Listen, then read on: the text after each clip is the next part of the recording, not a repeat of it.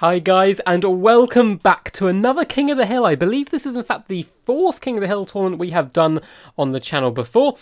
So welcome, very simple rules here. Winner stays on, best of one matchup. We have attacking rules in play, we have open arms as well to anyone who wants to join in from the live stream chat. Just literally mention your name in there and just say you'd like to play. I will try and pick up on it. If I don't, just keep on badgering me until I see it and we'll get you in. So far our competitors line up. It looks like we have Darth Pendragon up against Zeus in round 1. We then have Papa Palpatine, Stormrunner and Park Map. Also, hopefully Ben the Barman, fingers crossed, if he manages to make it in. He is currently at work, but if it kind of lulls down at any time, he may be able to get in and play. So at the moment we don't have either guys in the lobby, so I'll send them invites in a sec. So I believe we're waiting on Zeus to go online. Darth Pendragon is just quickly switching over from the beta, which is currently live, which fixes a few problems, I believe.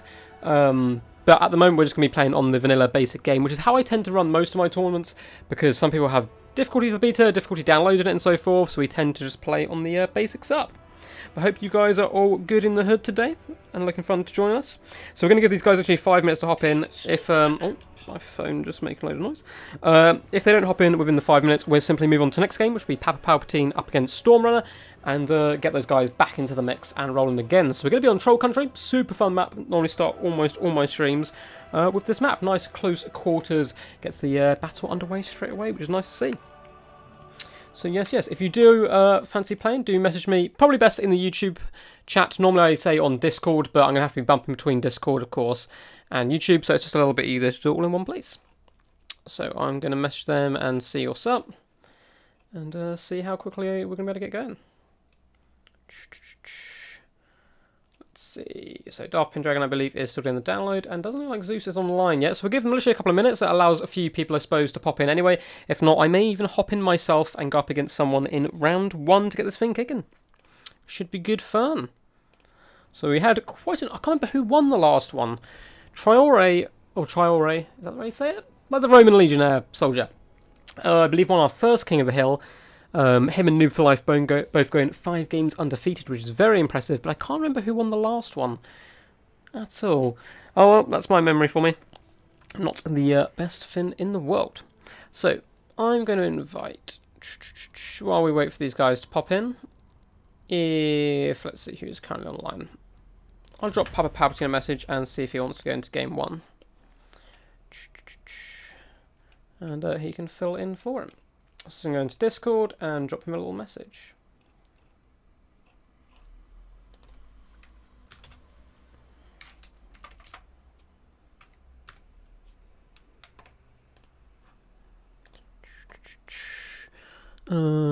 Where's his name?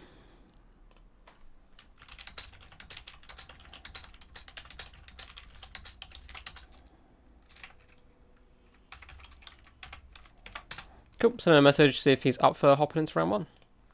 My download is done, so I can play. Awesome, man. If you want to hop in, I'm going to get you in first. And then Park Map or Stormrunner. If either of you guys are ready, I can hop you guys in. If not, I can always jump in myself. Let's see who was next in the queue. Technically, it was Stormrunner, so I'll offer it to him first. Cool. Well, let's first hop back here. Invite the mighty Papa Palpatine. I believe was king briefly in our last one, but we kept getting like kings who would survive and then for like 1 round and then drop the crown and it would kind of stumble to the ground and someone else would pick it up. I believe someone at the end did eventually go on a bit of a killing spree. So Papa Palpatine is going to be taking place in round 1 and hopping in here. Awesome. Passwords 123. Hey, on the safe side, it'd be better to send me later on. That's no worries. So Darth Pendragon's going to hop on a little bit later. And where is Mr. Stormrunner or Park Map?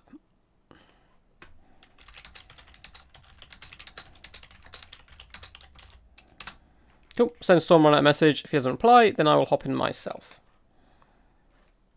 And get the ball rolling. Sorry for the slow start. This does occasionally happen with live streams just because, of course, the whole thing is live, so waiting for people to pop in and connect and all that type of stuff. You actually made a duck clan. Hello there.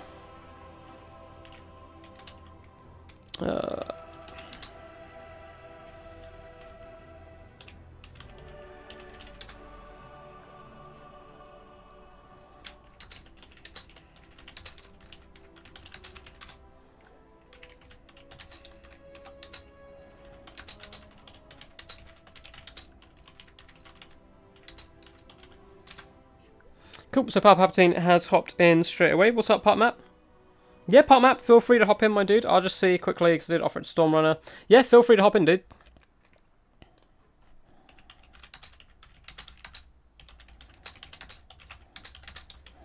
I'm going to do a little bit of rearranging with the board. So hopefully we are going to have Dark Pendragon popping laser. He's currently coming off the beta, which is taking a little longer than expected for him. Then Zeus, Palpatine, who's going to be in Game 1, and then Stormrunner, Park Map, and myself, which should be pretty good. I'll wait for those guys to join. Yep. So yes, I do technically have a clan tag now. It's not really a clan, because I'm the only one here. I haven't kind of built it to be a clan, but it's the Death Before Dishonor, which is what my tournament's named after, and it's kind of the way I try and play. That, you know, before cheating, which is kind of the dishonor, or kind of being an arsehole to people and stuff. Duck Before Dishonor, I love that name as well. You know, to have fun, and that is the main thing, and kind of good sportsmanship all round. It looks like we have both our competitors in here. What up, guys? What up, Pummac?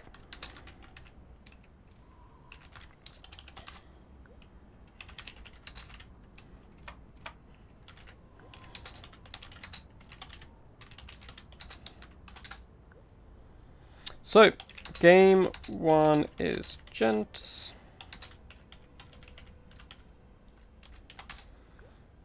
So game 1 is gents screaming, and after that the king does choose. After that, king picks and bans.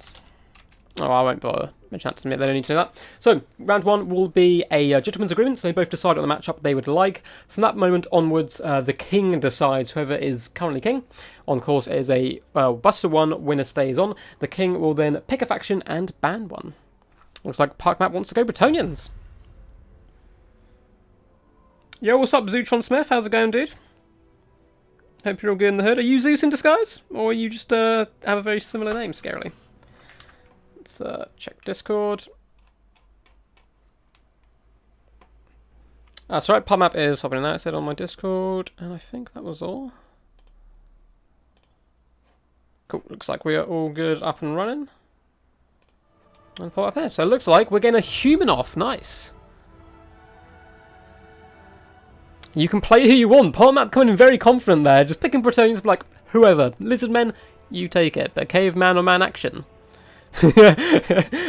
Oh, sure. So a little bit of a man civil war. I suppose both these factions have fought against each other in the past, but they do tend to align themselves as allies. You're not Zeus, no, no worries, man. I was a little suspect with the name Zootron Smith, but nice to see you, bro. I don't think I've seen you around in my chat before. If you fancy taking part, by the way, do let me know and I can add you to the list of competitors we have. Or if not, just sit back, chill out, and enjoy the bloodshed. Should be good fun. So yes, as I already said, Troll Country, pretty simple, very close quarters map, so it's always nice for nice blood and thunder affair to get the battles sorted and started straight away. There's a little bit of trees, a bit of sneaky stabbings and cover and whatnot, and you can still play range factions on here and kind of wood elves, kitey factions. There still is enough room for manoeuvrability, but it does get everything started kind of, you know, quite quickly and underway. Now the rules for this little mini tournament, quite simple. We're not playing any of the huge rules, but we are using Shetland Apache's King Cup rules as far as the attacking rule goes. We don't want, you know, anyone just kind of sitting back and just sniping the whole game. So, or kite drawing, sorry, anything kind of boring like that. So the attacking rule is in play, and we are playing with unit caps as well to stop spam. And that's about it. But yeah, welcome, welcome, guys. If you are new to the channel, we do multiplayer battles here. We do King of the Hill tournaments, best of 4 tournament, or best of 4 tournaments, 4-man tournaments, 8-man tournaments now we've kind of ventured out to, campaign streams, which I need to get back to doing a little bit more, and just kind of constant up, like, Total War videos, basically. So if that's your type of thing, feel free to hit that subscribe button to stick around and see future videos, and hit that thumbs up button if you want to see Palpatine slaughter Park Map's men, or if you want the wave of filthy, dirty peasants just to claw their way up over the much more kind of regal empire. Well, I suppose the Knights of Bretonia are the most regal of the two, but Demigryph Knights can give them a bit of a run for their money. They look pretty gangster, which is all good. So I'm just going to double check my Discord, make sure we don't have any messages from anyone. Looks like we are all good so far. So hopefully by the time we finish this game, some of the other guys who are meant to compete will be able to pop on and play. But no pressure. I'm quite excited to play myself. I've been playing quite a lot recently. Hopped in a couple of the recent ECLs. Got to the quarterfinals on the last one. So close to that sacred semi-final spot. It looks like these guys are good to go, so we're going to get that cracking. But I came up against Faust and got 2-0'd unfortunately, but I'm definitely going to cast one of the games on the channel. It is over within like 5 minutes. Well, not, I mean, less than that, like 3 minutes or something. It's Wood Elves vs Empire. But it is a bloody affair. Like, both forces have basically nothing left by the end of it. It is savage. So as you can predict, there is a kind of a rush-on-rush build that goes off, and it's super good fun. So, let's have a little teeny look at the map. So there's a couple of small hills on either side, so you can kind of drop, some ranged troops up there, but there's also a lot of trees around the periphery and in a couple clumps in the centre. This allows for some sneaky stabbings and a lot of hiding as well, but if you want to force your opponents straight into a big old mosh pit right in the middle here and just start carving your way through people, you can try and entice them into this big death pit down here. But yeah, it's one of my favourite maps. I almost always start all my tournaments in this map just because it gets things underway fairly, relatively quickly, and is super fun. We may experiment with, kind of do a little bit of experimenting with certain maps that I may do in future tournaments, as Death Before Dishonor Season 3 will be coming back very shortly, hopefully either tomorrow or Friday. So if you are interested in playing in tournaments, let me know. I can add you to my Discord, and that's where I kind of announce stuff in advance. But let's have a little look now at the Empire army, going to be controlled by Papa Palpatine here. So, for his main line, it looks like he's a mixture of spearmen with shields. Oh, it's going to be going to the back. It looks like mainly spearmen with shields, so just cheap and cheerful chaff to hold the front line. We also have the Sigmar's Sons, which are an unbreakable unit of swordsmen. Super good value. You see these guys in a lot of competitive matchups, and I believe I also saw one unit of great swords as well for that added little bit of punch. We do, in fact, have the Hammer of the Witches, the regiment-renowned Great Cannon, going to be doing some huge long-range damage. It looks like set up just in front of that is the Silver Bullet, so the Regiment of Renowned Handgunners, so I like that pick there quite a bit. We also have a cavalry corps here, so we have some Outriders with grenade launchers, and then 2 units of Demigriffin Knights, both with halberds, which is by far the better pick. And look how gangster these guys look. They will dumpster most of the Bretonnian cav, as they are anti-large with those halberds there. And of course are very elite themselves. We also have a Jade Wizard bringing Regrowth and Earthblood, so looking just for huge healing probably on those Demigriffs. And we also have Karl Franz up in the sky, and I think, is that what I think it is? He has brought Gal Miraz, the hammer, the Warhammer itself. You can see him up floating up on top of his little griffin there. So, nice build, very cheap and cheerful in the front line with a couple of elite units kind of dotted in there to hold the line and really gone quite cav heavy. So let's look at Park Map's Bretonnian army, and it is a filthy wash of peasants, men-at-arms and spearmen-at-arms in the front line. A huge cav corps on this left flank of the companions. We also have 2 units of questing knights as well. A damsel of life with regrowth and earthblood, much like the Empire. We also have Alberic up in the sky, giving anti-large to all units nearby, which is very powerful. And let's see, did he bring his trident? Yes, he did. So we have the Wrath of Manon as well. For the rest of his front line, it looks like we have foot squires kind of in the secondary line. They'll be mulching in there, and these guys will tear apart the spearmen quite handy, but they will struggle, of course, against the great swords and so forth. We have 3 units of the peasant bowmen. Looks like 1 with pox arrows, yeah, and then the other 2 standard, and a unit of spearmen backing them up in the background. This is really going to come down to this heavy cav battle we're going to have from both sides and the flying monsters. These armies mirror each other fairly effectively here. Outriders getting some early shots, but they're going to be taking some damage from the peasant mobs, and peasants, of course, will trade very effectively against these guys, being very cheap and cheerful and just launching mass arrows over the top.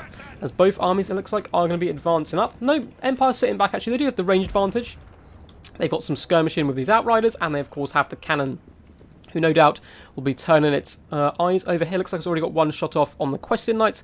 These are, of course, the Regiment Renowned ones over here. So those guys are anti-large, so it's going to be interesting to see how they compare to the Demigriffs.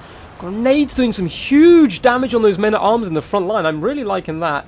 They've taken a little bit of damage in return, of course, by the Archer Fire, but nothing too crazy.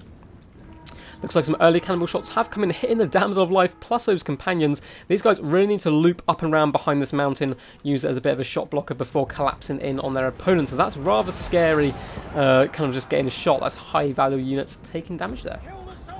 I think for the most part this Bretonnian infantry force should eventually win out. The great swords are a little bit scary, and so are the Sigmar's Sons, but it is just a massive wave of peasants, and they're going to be supported by archers who are now focused firing down at the Silver Bullets. Really nice target. Want to get these guys off the field so they can't affect that cav battle. Looks like Karl Franz just popping over here, having a little bit of a look at Alberic. He wouldn't mind getting a little engagement against him. So Alberic needs to be careful. We can always drop down into combat and then bring the Questing Knights around as well for a little bit of protection. it looks like men-at-arms have been completely forced off by those outriders, doing a fantastic job so far. As the rest of the front line looks like it's just a fair kind of, chaff on, chaff off right now. Sigma Sun's slowly being dragged down, and those archers doing a great job on the silver bullets. But this is what we're here for. A giant cav battle does go underway. All the dice being thrown in one go. Looks like Karl Franz is going to try and go on Alberic here and take him down. Those Question Knights should really be able to help out in this engagement, and the Demigryph Knights are getting slaughtered here, and in fact forced off completely. There is another unit though, the Reichland Rune Fan, and an extended Earthblood coming down. That cannon as well, 316 no-scoping into that Damsel of Life there. This is a really interesting fight. Karl Franz has all his buffs popped for now, but he's taking quite a bit of damage. He's doing a decent number on these regiment round Question Knights, no, but the Demigryphs slowly getting dragged down. These Question Knights need to be forced in a little bit, and maybe some healing going off. I don't think we've seen any magic from the Damsel yet. Some Earthbloods here could be massive and hugely key here. Batonians, for the most part, are actually losing this front line, it seems. The Great Swords are coming in onto this flank. Spearmen trading very good against Spearmen at Arms. Thought the Archers would swing this in the Batonians' favour, but it's fairly even as we speak. Looks like one unit of Question Knights has disappeared. They have managed to pin Karl Franz in. Without the support of those Demigryphs, he's going to get dragged down so quickly. But that cannon, up to 48 kills on very elite troops here, getting some great value. Looks like that has in fact forced the Damsel off. She did have an Earthblood come down, but she should be rallying, she should be fine. And it looks like Karl Franz has been broken now, but can he be forced off? He's taken a ton of damage from the Companions, Question Knights, and Alberic kind of trio here. Demigryphs ride into his aid though. This Jade Wizard needs to get some heals popping, but no, he completely shatters. Karl Franz has shattered. The hope of man is broken, and he's going to be running for the hills here. Demigryphs though getting in here doing a decent amount of damage, and it has cost the Bretonians an absolute ton to get Karl Franz off here. But it looks like he is slowly grinding out the front line. The Bretonians here slowly pulling down the Empire. Great Swords though going to be a rather tricky customer to deal with. This Great Cannon needs to focus on these Question Knights, get them all off the field. It is his only hope right now. Demigryphs doing a good job getting in here and holding this lot up, allowing the cannon to get that value. But they're just going to keep rallying and getting healed by this Damsel. And I believe this is an Earthblood coming down now, or a regrowth perhaps, which is going to be really good for the Bretonians. And as you can see, the balance of power kind of reflects this. Alberic going to dumpster this Jade Wizard so fast. Nice little charge there, and in come the supporting Question Knights. Are probably going to ride forth and get on top of these silver bullets and slaughter these poor men of the Empire. Looks like that is going to be game one to the mighty Bretonians. Looks like they just about managed to grind out the front line. It was a bit of a wet noodle contest, but it came all down to that massive cav engagement, which was very key and was won by the Bretonians. And I mean, they're known for their cav, so it is nice to see them win one of those. As often I find Bretonians actually lose cav engagements because the other forces kind of chuck so many dice in to try and face them down. But overall, really nice builds. Really nice play of the cannon. 53 kills is very impressive, but he just lost that key engagement, didn't get both units of Demigryphs over to support quick enough, and that unfortunately forced Karl Franz to fall back. So GG overall. Don't know why Karl routed. I mean, he was getting stabbed by a lot of people. He's still half HP. That is true though, he can maybe fought for a little bit longer, but it is rather scary facing Alberic and all those nasty threats. So let's see if any of the guys who are meant to play have messaged back. Looks like, let's see, Stormrunner's not currently here. So Darth Pendragon, if you are ready, dude, I'll ask now. If Darth Pendragon isn't ready, I will hop in myself. If anyone wants to play from the chat, feel free to hop in and let me know. Maybe the losing engagement he should be buffed still. Yeah, it was an interesting one. It was quite key as well, but I think, to be honest, Karl Franz was going down regardless there, surrounded by those Question Knights. He was just going to get pulled down. Maybe a slow death would have been more likely. But, oh, thanks for playing. Nope. Well done, you are the king.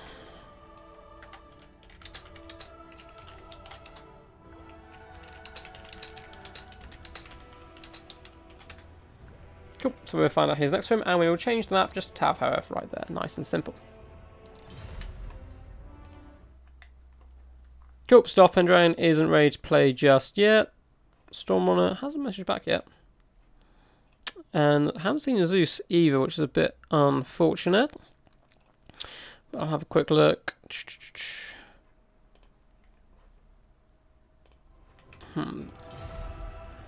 Think I might be the next challenger.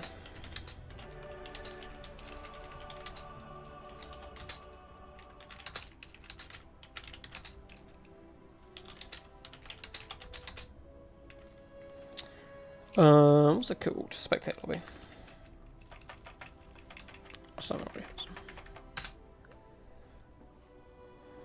Cool, cool. Anyway, welcome, welcome. So let's, while I think about it, change this. So unfortunately, these guys haven't been able to play yet, but Pendragon is on his way. So we have Park Map, the current king, who is on 1 right there. And then we will have myself.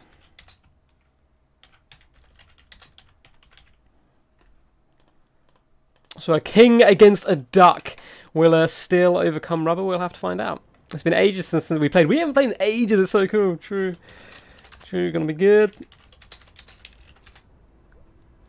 Cool. So let's rehost, as that was a spectators lobby.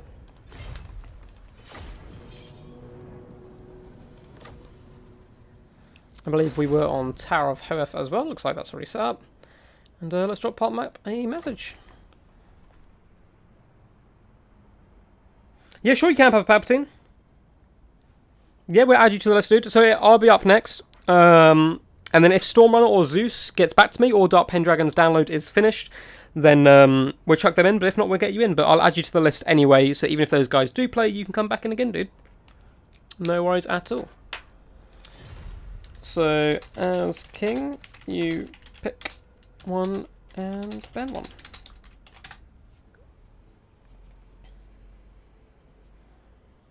You can see a build I actually took earlier, the best of 5 up against Ninja. Who unfortunately can't take part today. I think he's played in the most streams of kind of anyone, to be honest.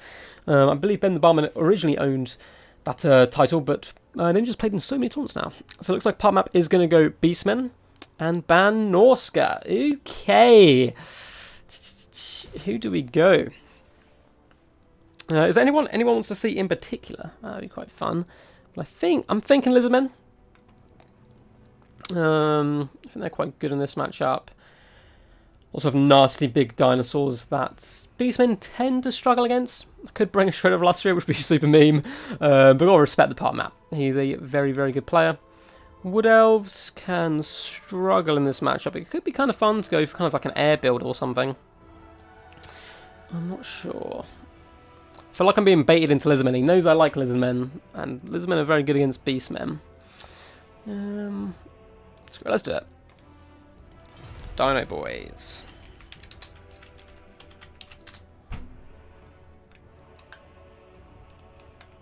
Cool, cool. You want Chaos? Oh. Hang on a sec. Yup.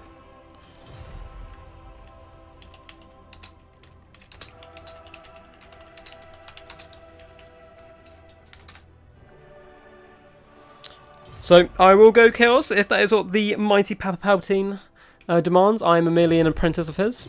Cool, cool. I don't play these guys anywhere near as much, but look at this guy. So, I don't really need a shot blocker because I know Part Map quite well. I know he wouldn't cheat. So, we're not going to worry about any of that. And you guys can help me do my build. So, Beastmen tend to struggle against big old dinos. He beat me the other day. Oh, he's a good player. He is a good player.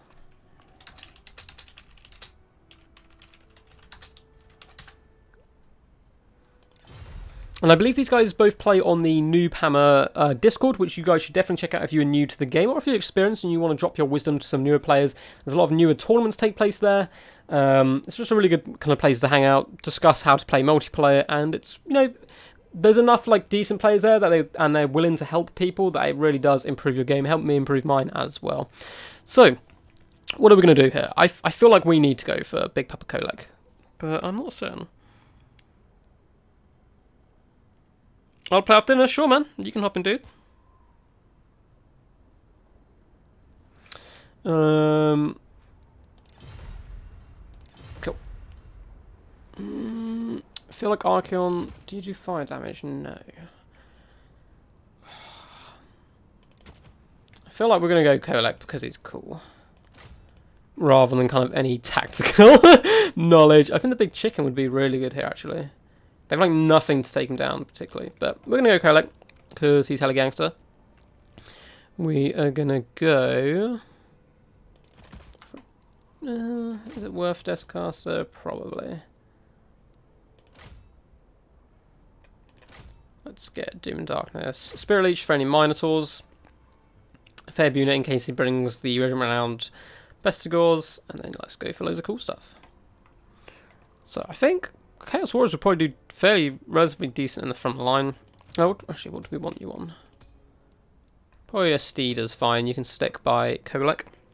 Does anyone have any suggestions? Ducks have anti-large. Mate, ducks have anti-infantry, anti-large, anti-all-round being a badass. This isn't a matchup I do. I'm struggling a little bit to think what to pick. So if you've got any suggestions, feel free to pop in. I think we're going to need...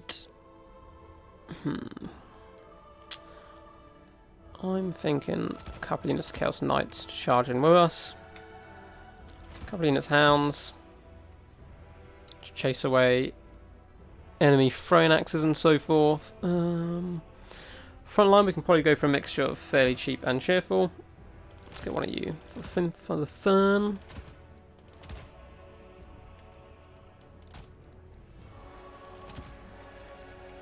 So, got a decent amount of cav. We should be able to beat down their cav and do some decent cycle charging. Hounds to harass, kind of harassers back. Okay-ish front line, big nasty monster. Sorcerer of Death to try and nuke super powerful stuff.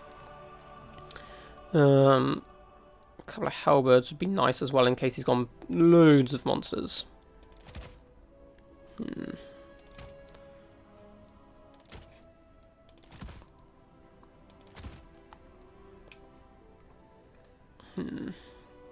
Oh no. 2 giants. Oh. Ducks have little armor, missile resist. 1 shot, 1 kill. Man, you can like... And the problem is, you can enrage a duck quite easily as well and lure them in with snares. So you get some bread. You just throw the bread down and they jump on it. They like go enraged and they can't stop themselves. It's pretty crazy. So it looks like he is ready.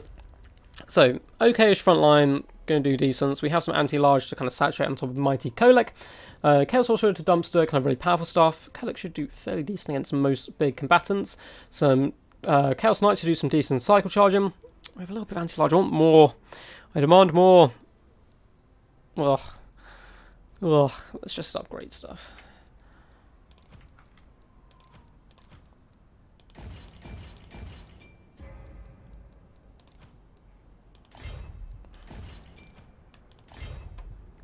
Screw it. Not sure my build, but let's get it cracking. If I somehow survive and go Chaos against Zutron, I will go for 2 giants. And see how that goes. Oh, Regiment Round Duck, Bread Rage. La, la, la. Yeah. We have the ability to fly though, which is pretty useful. You can get around the battlefield quite easy. Poison Ducky, of course, is kind of like me, but he has the poison effect. So, technically he's an upgrade. I'm not sure what the rubber does. Rubber is my special ability, but we'll have to wait and see. Of course, we're doing Tower of Earth. Completely forgot about the map. Loads of hidden trees. Force played a really good game against me. He went a combat Dowie build, pretty much, with 1 Gyrocopter and hid in the trees when I was Lizardmen. And of course, Lizardmen, best way to take on the Dowie, in my opinion. Red Crested Skinks, Saurus Warriors, and then a ton of feral, like Bastiladons, Stegodons, all that type of decent stuff, Croxagor. And, of course, I'm all large, so when I'm fighting in the trees against the Mighty Dwarfs, I got loads of negatives. It was still a super close game, but I did unfortunately get dragged down. Not many people know, but you can in fact vanguard some units up inside this castle, like right just down here, and they can sally forth. It happened on a live stream. It was so cool. Leon and Reeve just kind of like piled out of it. But I'm sure the Hives will be up there in their fancy palace, just looking down on all of us, and watching the carnage unfold. You need Horseman? No! Horseman. Hey, Poison Ducky, what's up? I've just seen who commented. How's it going, dude? But Ducks have Strider, Aquatic, Vanguard deployment, and bonus versus Bread. Honestly, we're pretty powerful. Ducky, if you want to jump in the queue for the King of the Hill, feel free. Park Map is the current champion with 1. And I'm in fact going to be playing a game. Very scary. Got a very strange build. I didn't really do this matchup at all. I'd normally go Lizardmen in this situation, but I thought I'd give it a go. Could be a bit of fun. Been playing Chaos a little bit recently. In fairness, I actually quite like them against the Mighty Tomb Kings. So let's go for a cheeky front line there. Got a hardcore chosen who might struggle to get on the right targets a little bit, which could be unfortunate. But we'll see. Got a cab contingent here. The big papa himself. Cool. So how daring are we thinking with these hounds? I'm actually going to just plop them here. So not daring at all, so in fact in my deployment zone. Because I'm a little bit worried about his skirmish potential, coming in with Centaurs and Throne Axes. I don't have much to kind of keep them at arm's reach and push them away. So I'm going to have to sacrifice the Hounds to do that a little bit. And there's no backline I really need to get into and threaten too much. So I'm going to keep the Chosen fairly central here. Oh, if he's got a Cygor, that'd be an absolute play, actually. And then Cast Source of Death. So we've got Spirit Leech, which is going to be pretty good. Going to be targeting Minotaurs and such with that. Just try and get rid of models as quickly as possible. Doom and Darkness, going to always be very good against Beastmen. Fate Abuna. And then just look at the ultimate. The one. When, who did the song Ultimate? Denzel Curry? When he made that song, he was looking at a picture of Kolek and he thought, I need to capture this beautiful moment. So we've got Kolek going to be a bit of a line back here. Going to be pushing in when ready. And the 2 Chaos Knights. But Horsemen for the week. Actually, while saying that, I do have Chaos Knights. I know Horsemen and Throne Axes and whatnot are so good, but I wanted to try a few things different.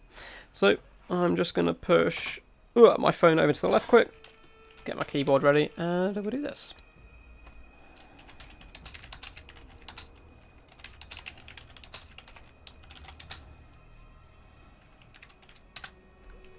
Cool. Wish him best luck and get started. So, yup.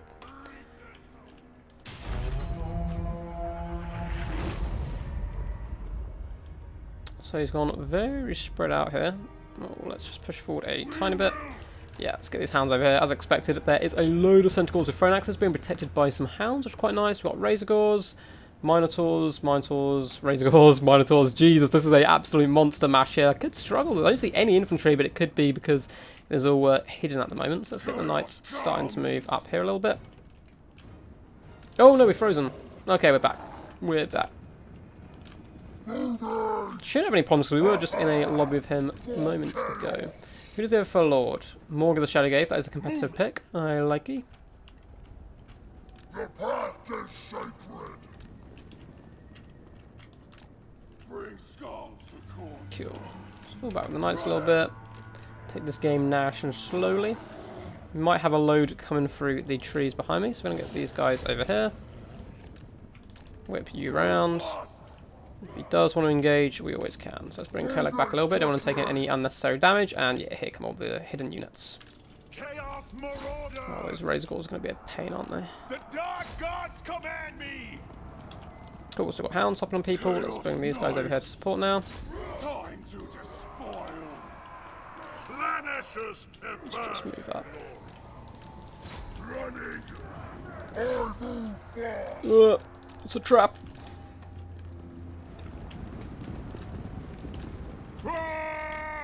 Let's put the Fat Spirit Leech on these Minotaurs. Let's bring over here to support as well. I will rise. Deliver slaughter. Cool. So, oh god, looks like our Hounds have completely broken, but that's fine. Get on top of you as quickly as possible, and we'll try and screen them out with you. Going. Oh, I don't want to waste a Fabian on the Cav. I feel like I might have to here. Let's just pop all this, make sure you're super killy. Oh, let's hunt you down.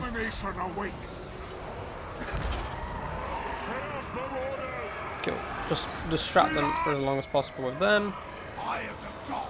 Ugh. It's very, very messy on our behalf, but it's fine. Sleep around here. Okay, get Morga in there. Get the Cav, charge him back here. He's going to try and hunt us down, I think, with him. Your mortal magics are Use of the Cav to try and block him up. Clean magic. I'll at least get some of our value where I can. Sorry for the commentary's not quite as good on the games where I play as when I'm just commentating. It's quite hard to obviously play and commentate at the same time. So we've been sucked into a hit a little bit, which isn't too good. Cool, let's get you in here. Go, go, go, go, go. Hide amongst our own men. Kill Spawn has been summoned as well. Come on, keep pounding them down. Take his Chaos Knights and go up here. Hold them back where possible. And we have a bit of a blob fight. Okay, we've managed to break Morga, which is fantastic. But we have so many Throne Axes still kicking about, which is going to be a pain. Let's bring over some knights to try and put a stop to that. Although, we can deal with him. Very well. My God's call! Finish him off, please. Let's bring these knights back to start chunk over here. Going. Moving. Going. Bring it over here. Cool. So some surrounded the Bray Shaman. Got some decent charge on them. Chosen. How's our mage doing? Cool. Moving. Let's break you out of here. We need your magic. We're going to be very key late game. No! Don't let him summon the Manticore. Damn it. That's very bad news for us. Let's try and push you guys off. Ugh.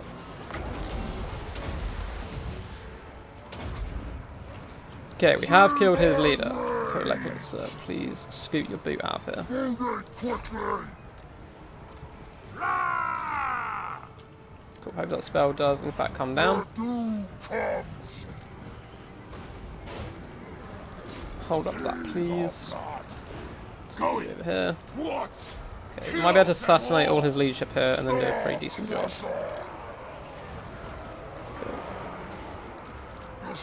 Cool, yeah, his leadership's completely gone now. Let's try and just whack you. Get some knights over here just to chase. I'm going to drop another Spirit Leech on these Minotaurs as well. So we need you in the front main fight.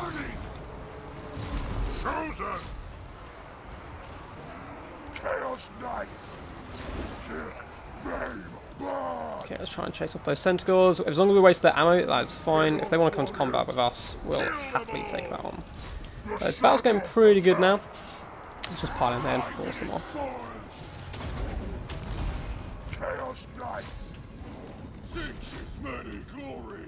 Let's try and chase wherever we can, force people away, save up our Winds of Magic again, and we should be pretty decent. So, looks like he has a load of forces rallying, that's fine. We'll just keep smashing them as they come in.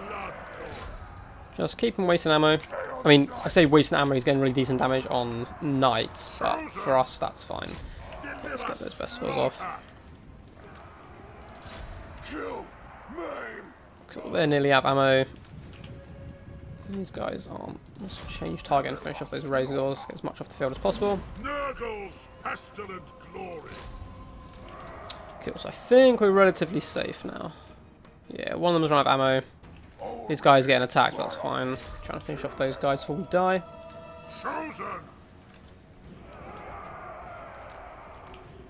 Okay. So how fast are we getting Winds of Magic back? Pretty slow. Moving. Move fast. Cool. Yeah, so we finish off these Centaurs relatively quickly. No, looks like he's charging with the ones with ammo. So that's good for us. Should be able to drag them down relatively quickly. I don't need the chain line in here. I'll risk just killing loads of my own troops. I think that is going to be GG's. That was a pretty damn fun game. That was pretty damn cool. What's up, Raptor? How's it going, dude? Yeah, I find Chaos Knights work really well against Beastmen. 62 kills, 52 kills, not too bad at all. Chosen really were kind of like the back line, holding my front line together. So we did get punished pretty bad by all those nasty Minotaurs. Quite like this build. Luckily I managed to spot the Centaurs, drop a Fabina on them, and the constant Spirit Leeching of the Minotaurs I think did a decent job. My Hounds, very good play by Partmat and getting them off the map very early, so I had taken absolute punishment from those Centaurs with thrown axes, but Kolak managed to pull it through.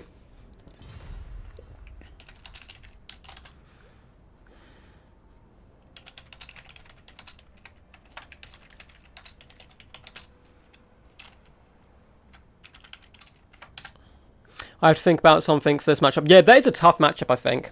It's happy when you're playing Lizards. I don't know, man. I feel Lizards are so good against Beastmen. But yeah. So, I wonder if... let's see if I got a message. I have one message. So I think Darth Pendragon is ready to play. Sweet.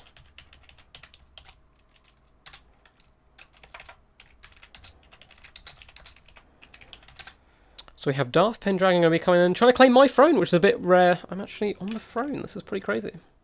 So Rubber Duck is now number 1. And well played to Park Map. The current king has fallen though.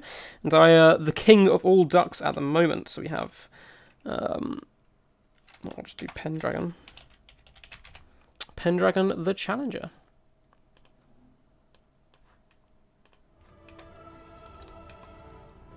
There he is. And I will set up the map. So what map are we going to do next? I tend to just cycle through the ones I tend to do at tournaments. So when we see a decent one, we will just click on it.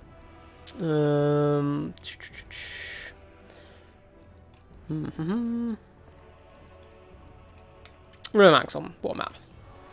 Awesome map.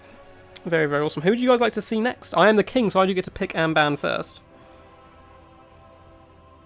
So after this, we are going to have, I believe Papa Palpatine is going to replay and come back in as well. So part map, if you're on the chat and you do want to come back in afterwards, feel free. And we will have Zootron Smith as well. I think it's going to be a play a bit later. Poison Ducky Man, if you want a game, let me know. Just going to check the Discord quick, make sure we have no questions. Looks like we're all good.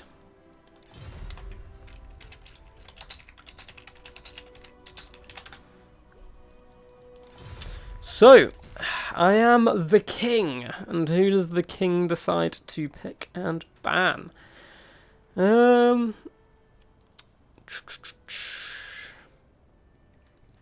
Might go Wood Elves, you know. I might just do it. Go for some kind of crazy ass build. I'm tempted. Wood Elves and ban. I actually don't mind facing Bretonians, just because I want the challenge of doing it. Like, it's a real tough matchup for the Wood Elves, so I feel like I need to practice it. Doing good, ready for some crumping, nice, nice. Gonna crump some gits, so I think I'm gonna do Wood Elves, I think. I have to eat soon, but tell you when I'll be able to play again. You know why it's part map. I will go the Mighty High Elves. And ban Dark Elves. I think. Yeah, screw it. Oh, I should have banned Dwarfs. Oh, I should have banned Dwarfs. I'm an idiot. Oh, well, again, that's a tough matchup. It'll be fun. It'll be fun to play. What's up, Daniel? If I survive, my dude, I will go Skaven in the next round.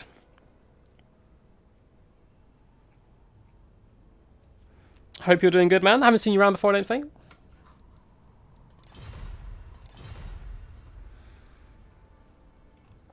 So we're going to do some pretty crazy stuff. Cool. Wait and see how it goes before we start building our match. If any of you guys do want to play, feel free to just let me know in chat and I'll get you in the list. So after this, I'll check on Storm Run and see if he still wants to play. And if Zeus pops up, we'll also give him a game. But if not, it will actually loop around to Papa Palpatine again, trying to reclaim his throne. And of course, Zootron Smith as well when he's ready. I think he said he was eating food for a while. The central horn on Kolek looks very weird. I'm sure it does. Bread for the bread god, yes. Who's leading so far? I believe I just have the... Oh, is Darth Pendragon and Beastman?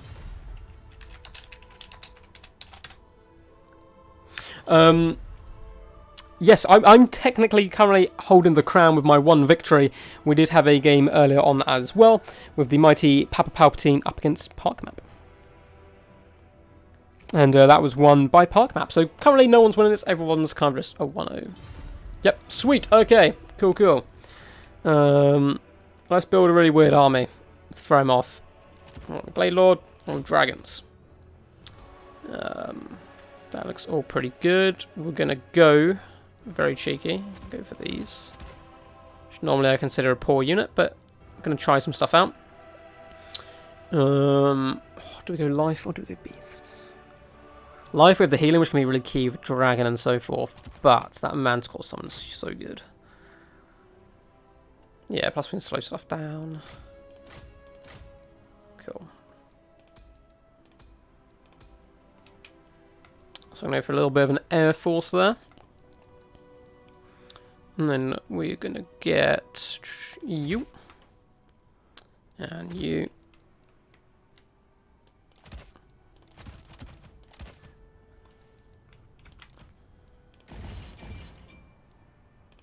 We'll cut you.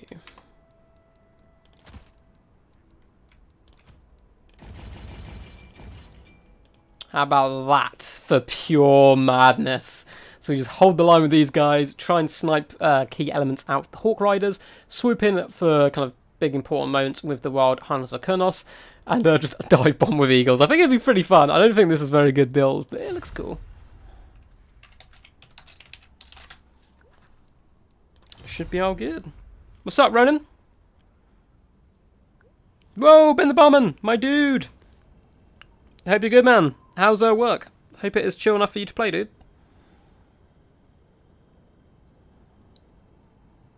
The dark side is a pathway to powers many consider unnatural. We need some Dread Sorin action, damn right. So Skaven and Dread Sorin is what I'm saying.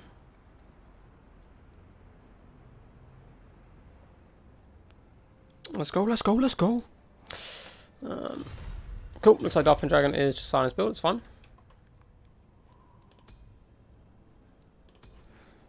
Should be good fun. So Ronan, if you want to play, man, let me know. I know you played in the previous one.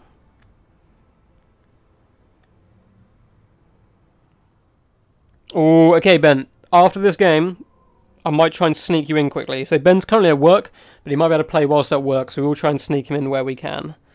To try and play some games, you know, in the down period. So he may skip the list slightly, but he's an OG of the channel, so it's cool. It's cool. And yeah, we'll try and get Zutron in later if he can play. Palpatine might have another go, and Ronin. Be pretty cool. We're just going to keep going for now. To be honest, I've been a little bit ill, so I'm not going to make the stream probably super long, but at the moment I'm feeling fine. I've got a big old flask of water right next to me to keep me going. And we'll just go as long as we can. I think the longest streak on King of the Hill so far is 5. So hopefully we'll get someone to match that. Hopefully it won't be me. Commentating is much easier, and I think it's better content rather than me playing. Because I can describe stuff a lot better when you're playing. Yeah, I can kind of talk through my tactics and whatnot, but for the most part, you're trying to click and focus and do lots of micromanagement. This game can stress. Sweet Ben, I'll drop you a message in Discord when this game's over. Don't know if I've ever played Ben the Barman. Like, personally. That could be my prize if I manage to hold off my mighty opponent this time. Coming in is Dark Pendragon. Very good player. I believe he played in the last King of the Hill. That might have been his first time on the channel, so he's relatively new. But yeah. If you guys are enjoying, please do consider whacking that thumbs up button. It does mean a puppy is born into the world, and the world is a better place. And feel free to subscribe to stick around for kind of future content like this. So King of the Hills, super chill. Later in this week, we're going to be trying to get Death Before Dishonor Season 3 up and running, which is super fun. Which is like 4 4-man tournaments, and then the winners of each tournament come together and do a kind of a Super Bowl, Super Smash Bros. Kind of matchup. And it's normally really good fun. I've also got an 8-man tournament as well. Going to be streaming the semi-finals and the quarterfinals of that soon, building up to a live performance of the finals. So, probably best just hide, to be honest, with this little line of geezers. Let's keep you in reserve slightly. You'll be our main fighting block there. You guys don't want to be sneaky, or do I want to just hide you at the back? Probably hide at the back for now. So throwing axes are going to be our arch nemesis. But apart from that, if he doesn't have any, this is going to be nice. We do have breath attack as well. That's going to be mainly safe festivals and characters and so forth. Now, I played a similar build like this on ladder the other day, and Malagor the Dark Omen can walk through nets. I kid you not. I dropped a net on him, went over top to do fire breath, and he just walked off. He just walked out the net, slapped the net around him, carry on like it was nothing. Ronan really wants Raptor to play. I don't think Raptor can. I spoke to him earlier, super briefly, but unfortunately he's on the beta. I mean, you can hop off the beta. I don't know how long it takes, but again, no pressure. We can always get him in next time, which would be good fun. It'd be great to have Ronan back on the channel again. Was Ronan king last time? I remember him playing in a few games, I'm pretty sure. I cannot remember who was king. I'll have to double check before the end. Best luck, dude.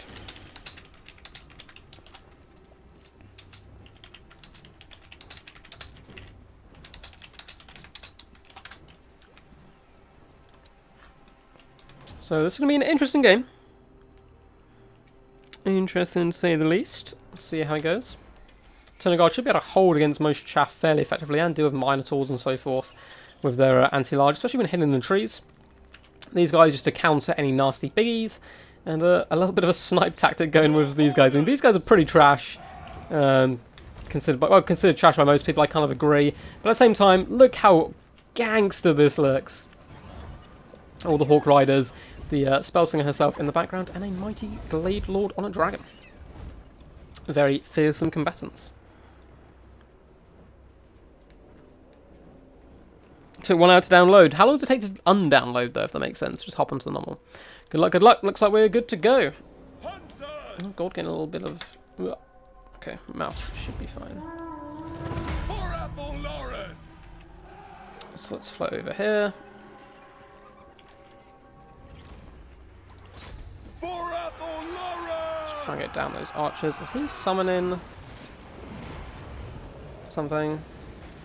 Back on Ramagers. Okay, we do have Ungol Raiders, unfortunately. Awaiting orders. Ah, he has summoned a Cygor. Okay.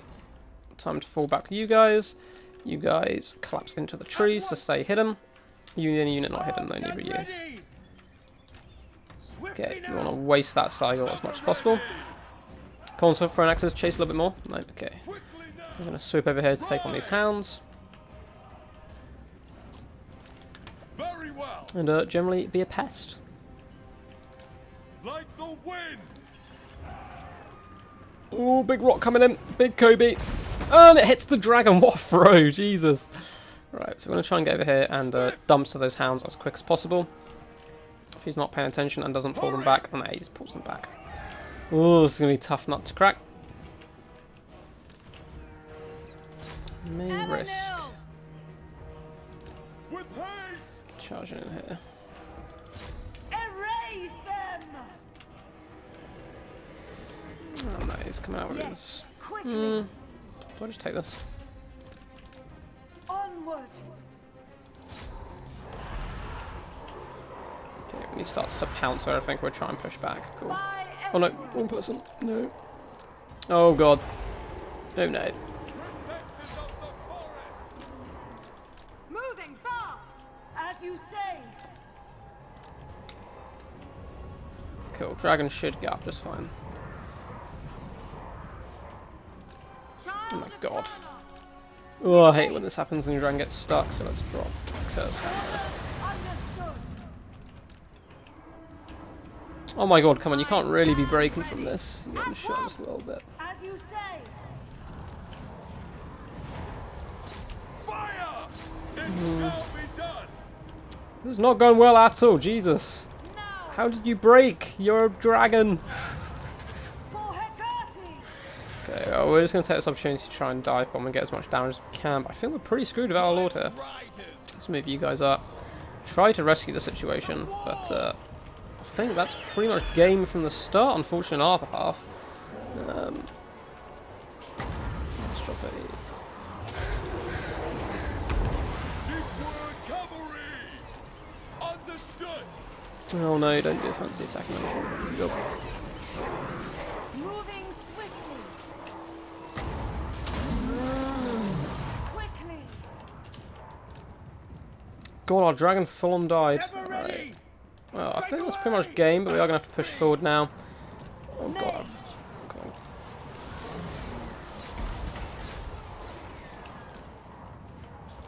Go now. Saint Louis. Well, I deserve this for being the Wood Elves, I feel. We accept. At pace. Aim true, Andre.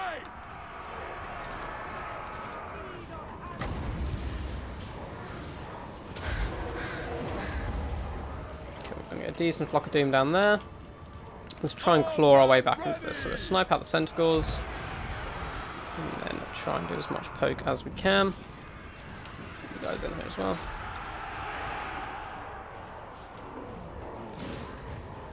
Cool, so we still have a summon as well to harass Lords late game. Quickly.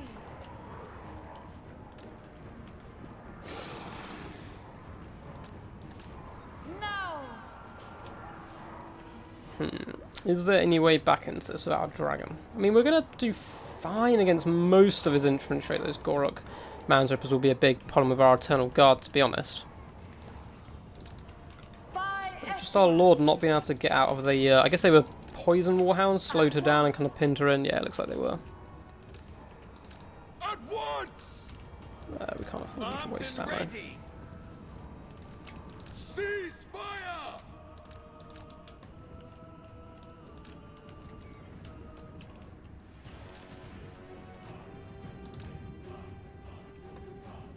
Hmm.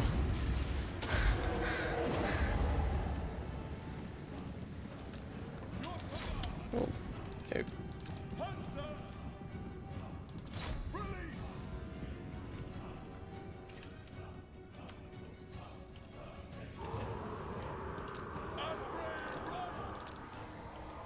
Cool. So it looks like he's going to send in a unit after the Eternal Guard. Black one Ravagers, that's going to be a problem.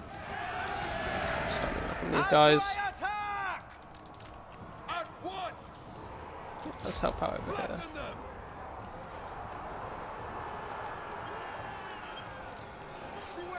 Some guys in piecemeal, which is fine, so we can push in.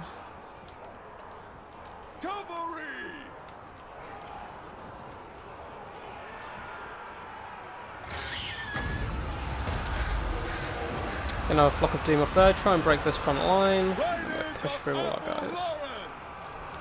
Speed of Azrael. Charge! Ever ready! At speed! Onward. Yes, quickly.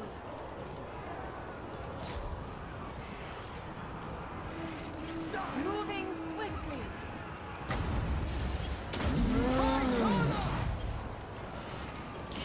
Okay, summoning Chaos Spawn, there's nothing really we can do about that. Let's get our Wild Hunters, pop onto these guys. Spell Singer. Get the Manticore, let's just take out that Wizard.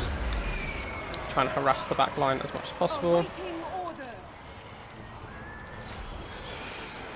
Come on. Get your butt moving. Eternal Yeah, those Chaos Spawn are really going to do my Seraphim. Yeah, it's not good. Across here. You guys for a big rear charge, we're going to have to go over here. Go! Of course. Start pushing into that line and being a pain. Ride them down! Araya. Okay, Man Rippers are coming over here. At once! Let's go over here. Crush them. Oh, nice spell coming down by my opponent. Force these guys into the back. Take out that Wizard. For Cain! Okay, we've managed to fight back way better than I thought we would. I think we're still pretty doomed, but we've managed to do bits considering the opening kind of circumstances here. Cool, yeah, we can attack the tentacles if we want. With haste. Ready to serve. Wild Doing riders! decent damage in the back there. Ready I've got to Eagles all ride! back. Let's hold the line as much as possible. Those Chaos Summons are slowly going to grind us down there and start stacking up. It's going to be a bit of a problem. Wild Riders, we need you here. Take out these tentacles and that Bray Shaman, please. Fear everywhere. Cool, cool. We stand Sky. ready! Charge! Withdraw! Nah, I think that's going to be army losses, unfortunately. Saying we gave it a good go considering that disastrous start. But well played to my opponent, sniping at my Lord early there. Just got him stuck in. I thought I could just cycle charge my way to victory with that dragon. But got him pinned in, got him killed, and just slaughtered. He could not get into the air at all. Which does happen, unfortunately, if you move forward your Lord without protection of the rest of your army. It's always a risk. Oh, got my last guy left alive there. But I go out. My crown does, in fact, fall.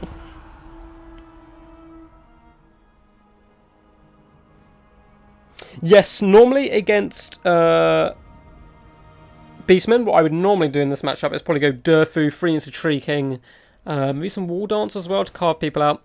But overall, Lord got sniped, well, not sniped, kind of chucked away early by me, unfortunately. Tunnel Guard all did fairly decent. 126 kills, very nice on the Wild Hunters. But I didn't expect the Ungor Raiders, to be honest. I managed to keep my Hawk Riders at bay. Couldn't really get on key targets there. So a bit of a spanking by the Daft Pendragon, who's the new king. You are king.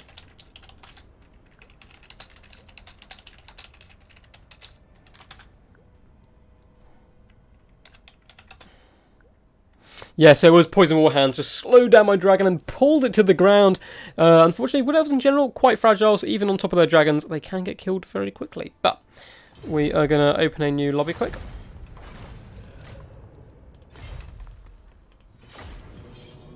Host a spectator.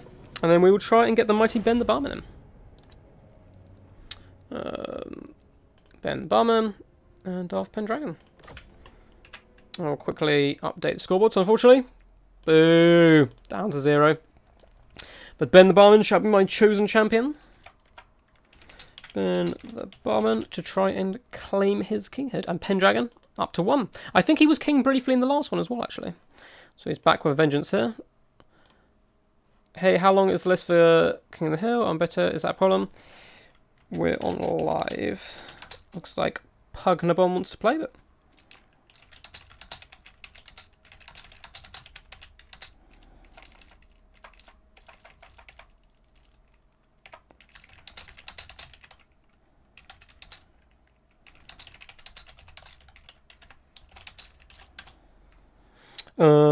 the list is like 2 or 3 people to us at the moment, but it keeps chopping and changing. Hey, we have the mighty Ben the Barman in.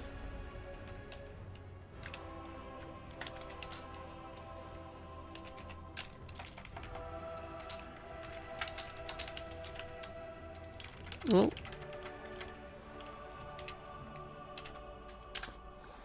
The OG is back. Ben the Barman, one of the very... Oh, I'll change the map quick. Let's go... No. There we go. So, Ben the Barman, the first ever champion on my first ever tournament, I believe. The first F before the sun. It's pretty crazy. Not yet, Palpatine. We're going to try and get in Ben the Barman because he's got very limited time and probably won't be able to play for the whole thing anyway, but we will get him in. Yes, Daft Pendragon is currently the king, so it's literally just winner stays on. You can just knock off the king, and it's just people just trying to get the longest win streaks. It's all for fun. It's just pretty damn chill. So we do have Ben the Barman. Then we may be getting in Papa Palpatine, get him back into the rotation, or Zutron if you want to play, my friend. Anyone else wants to step up? Let me know.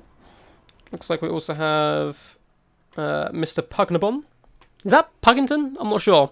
But he's currently on the beta, so it depends how long it takes him to switch. But we're playing for a while. As long as there's competitors to play, I'll be happy to do it. Dark Elves and banning Wood Elves. Sweet. Looks like he's gone Dark Elves and banned Wood Elves. Dope dope. Let's make sure I did change the score correctly and everything. Yep, looks like we're all good.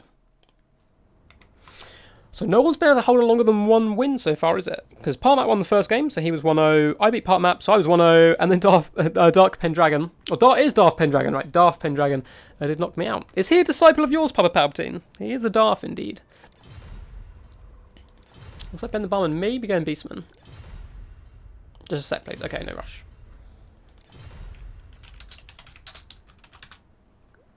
Looks like he's assigned his army. Hopefully getting a drink for himself. He does work at a bar. He is in fact Ben the Barman for a reason. Gonna have a little sip on my drink. I've got a very cool new flask for Christmas. I'm trying that out.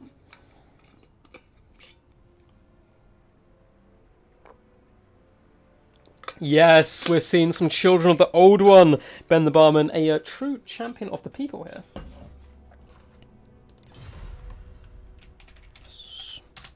Now, I'm not saying people demanded Dread Saurians earlier, but if he doesn't go for Dread Saurian, is he a true king of the people?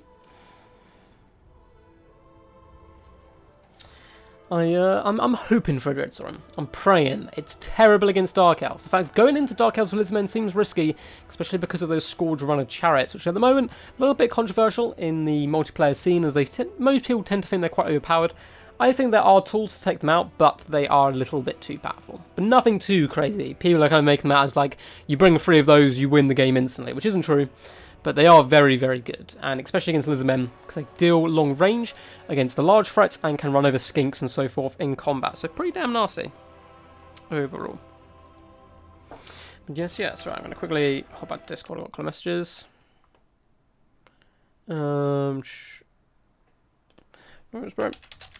Sorry, someone can't make it, unfortunately.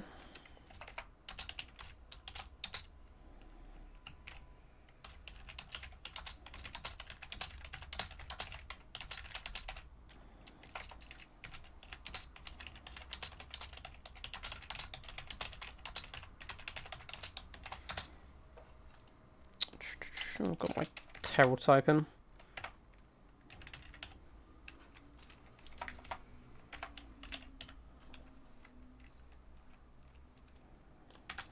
Cool. Yeah, unfortunately there is a beta on right now, which fixes a few small bug problems that's been going on with chevrons, for example. So if someone chevrons up whilst they have a spell on them, I believe that spell remains permanent no matter what it is. I think that's like buffs and debuffs, so it can really mess up games and whatnot. But I'm currently just on the base game, no betas, none of that stuff. At least at the moment. We might change that for the tournament later this week. But we will see. Probably will, but again, it takes time for people to pop on and pop off, so we may have a few less competitors than normal, but that is fine. That is fine. We're playing on Mirror Woods. Really cool map.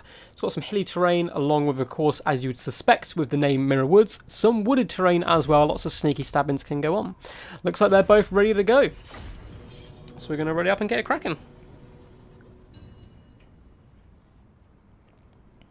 So, Zutron, if you want to be up next, let me know in chat before the end of this game. If not, Papa Palpatine, it will be your turn.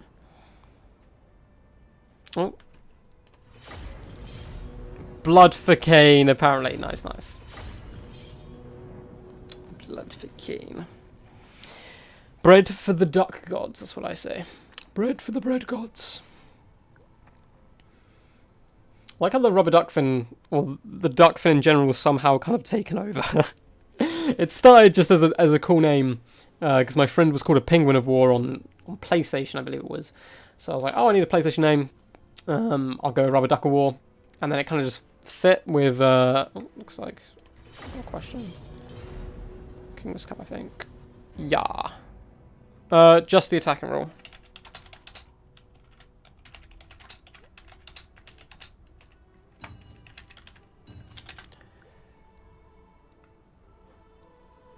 Cool, looks like ready. So we are playing just the attacking rule from Shetland Apache's rule set. We normally do all of the rules when it concerns tournaments, but for King of the Hill, we just do the attacking rule and unit caps.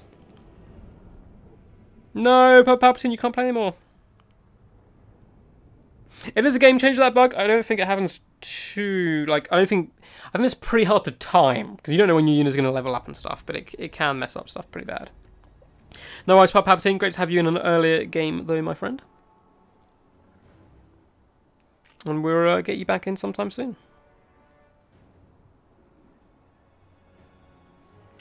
Which should be very cool. So as you can see from this map, as I said before, nice hilly deployment on both sides, so you can sit back with some ranged troops if you fancy. At the same time though, there's a lot of wooded terrain, so you can sneak round kind of firing arcs and so forth, and force your way into your opponent's back line. There's a lot of room for backline skirmish as well, and sneaky vanguards. We've seen that quite a lot before, and I've even seen people take the fight. If you want a gun line, just sit right here. On this little bit of hill here, so your opponent's going to be forced to come down the hill and through this massive kind of open playing field. They can try and flank right, but it's pretty tricky and quite easy to spot. But of course, neither of these armies are realistically going to be sitting back in this engagement. So let's have a look at Darth Pendragon's army. So he's gone fairly elite in the front line. Well, it looks pretty cheap, action, cheerful, but with one unit of Harganeth Executioners mixed in with a ton of Dread Spears in the front line here, including the Helibroni, Regiment Renowned Dread Spears, looking very colourful and pretty there. All the way down there, so very, very impressive little front line. Is that 2 Harganeth Executioners, or did he just move them? Looks like he just moved them, so pretty tanky front line. We have 2 units of Dark Shards with shields as well for a bit of range support and superiority. We have the Ravengers of Rakaf, the Regiment Renowned Scourge Runners, plus another one. So not going for the free chariots, not going too much, but having 2. I'm assuming he's expecting some countermeasures to these guys, but they're so good not to bring. We also have 1 unit of Cold War Knights in the back here, and I'm assuming 1 on the other side over here. Yep, and another unit, both chevroned up, which helps because Lizardman and Cold War Knights actually normally win this engagement one-on-one, the spear variety at least.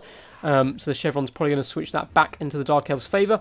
And up in the sky we do have mighty Malekith, bringing all manner of items, no doubt. The Destroyer, Noxious Breath, Power of Darkness, Soul Stealers, of course, really powerful, Gaze of Malice and all that good stuff.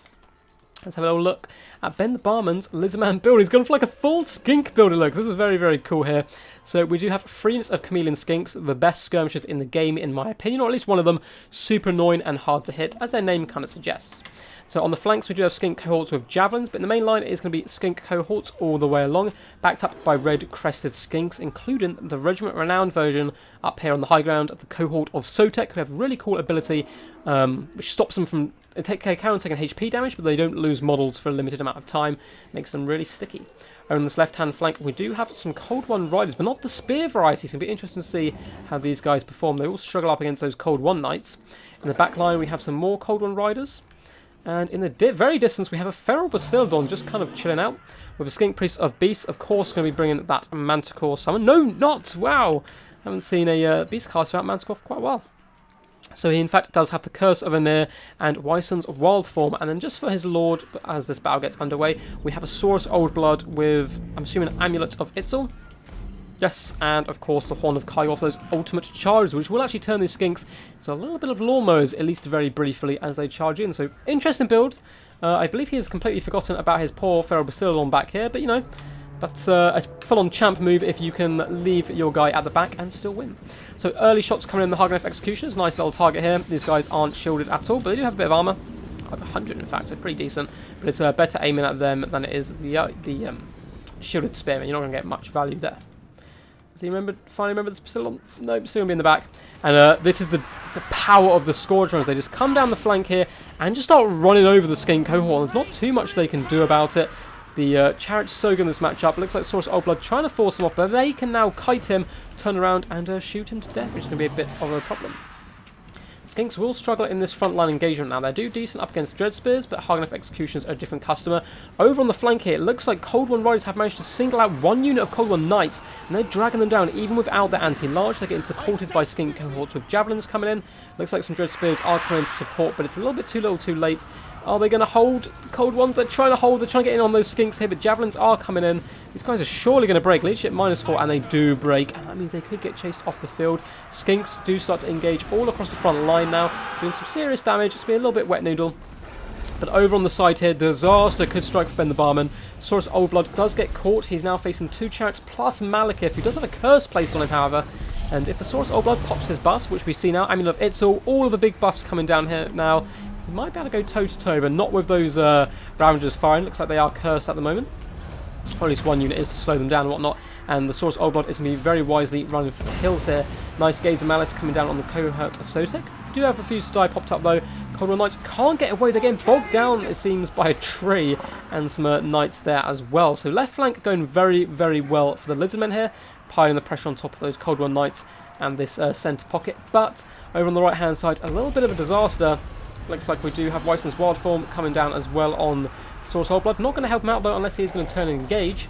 Malekith probably just wants to hop on top of the Skink Priest now and just finish him off. We have some Chameleon Skinks assisting this Saurus Old Blood, dropping that poison on Malekith, slowing him down. It really is 2 different engagements over here, with the Lizardmen crumping on the left side and the Dark Elves crumping on the right hand side. Pretty crazy stuff, but the Saurus Old Blood needs to escape, needs to get away from these archers as much as possible, get down into his other supporting elements over here. Maybe these Cold One Riders would really be able to help. We have Skink cohorts coming to the back to help finish off the Helabroni, and Cold One Riders going up for a nice little flanky flank on these Dark Shards, which would be pretty damn perfect. Fortunately, the Skink Priest is probably going down here. He's getting munched on by Malekith, and there's not too much that can save him here. We do have Poison Javelins making him pay though, and at least making his dragon itch a little bit. And he's surviving so far, the Skink Priest, somehow. Chameleon Skinks being a bit of a pain overall. Now doing some darts into these Cold One Knights.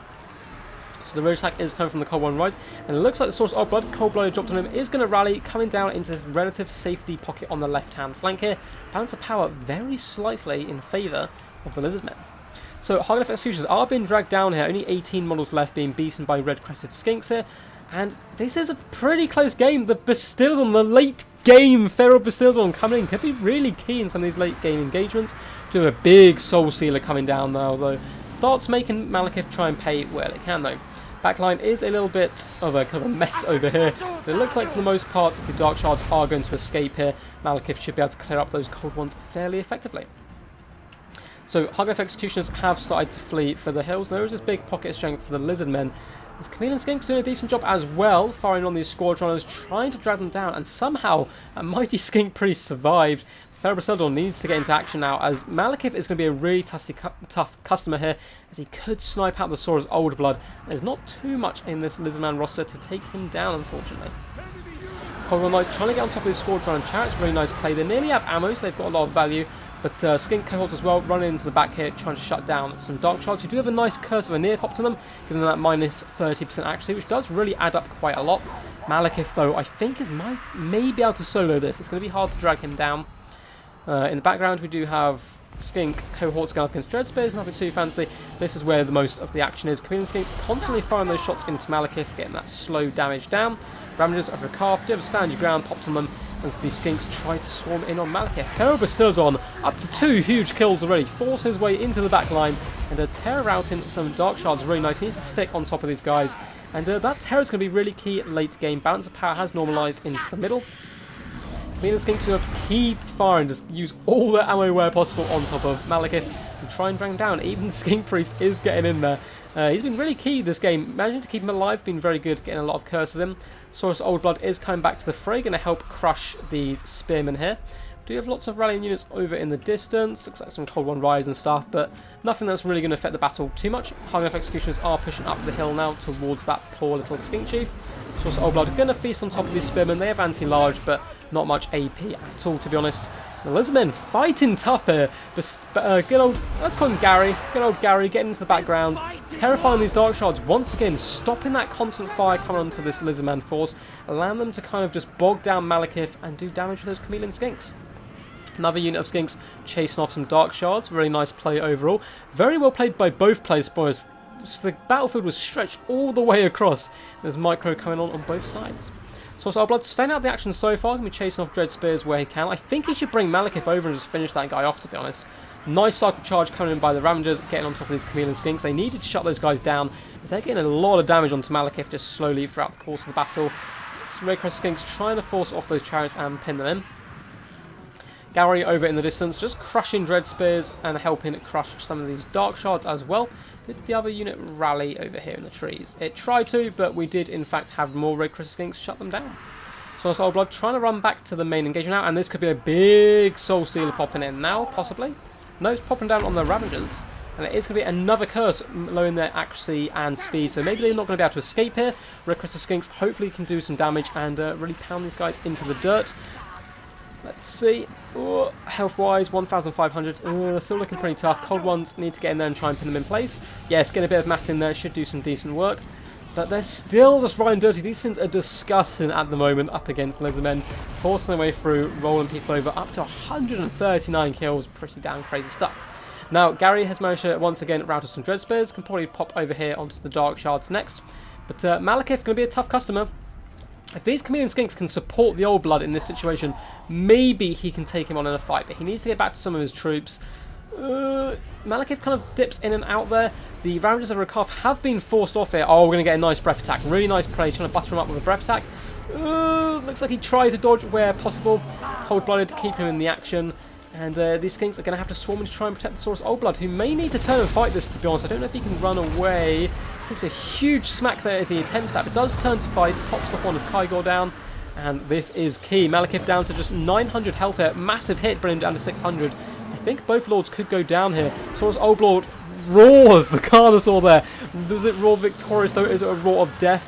400 health here for Malekith. Saurus Old Blood 600. Looks like he's winning the engagement with the help and support of Gary in the distance and the help of all these Skinks. Darts flinging in. What a game this has been. And Ben the Barman with a victorious return here. Very, very well played. Yo, what's up, Pop Map? Of course, you can go back into rotation. So I think next it is going to be Papa P. And then back to Park Map. Unless Zootron wants to hop in, because he did kind of get a spot earlier on if he wants it. Very well played, though, overall. Really nice build. 140 and 83 kills on the score, trying to discuss it in. But really nice play. Quite a nice build overall. Real nice play by Ben the Barman. Spreading out. All skink builds are super fun. I managed to slowly drag stuff down with chameleon skinks. I was a little bit worried that he didn't have enough to kill Malekith, but just about enough. The skinks, the bloody skinks. Skinks in Victor. The tactical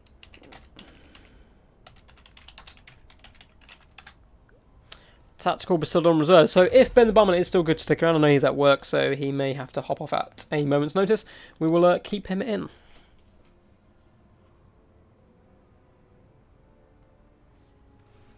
So GG's all round. I swear, good luck for the next round. Cool, cool. So, just going to check Discord. Oh god, I got a load of messages. Palpatine, I can't play again. Oh, no worries. I forgot Palpatine said he was going to have to go. Where did all my messages come from? Let's have a load in one go. So, if Palpatine can't play, we will get Park Map straight back in. Ah, tactical forgotten Vasildon. No worries. That's the best way to play it, man. So, oh, no, didn't mean to play that. Let's change the scoreboard. So Ben the Barman is the new king. No one's been able to hold on to the crown for more than one game yet, which is unfortunate. Yep, we're getting Zutron in next.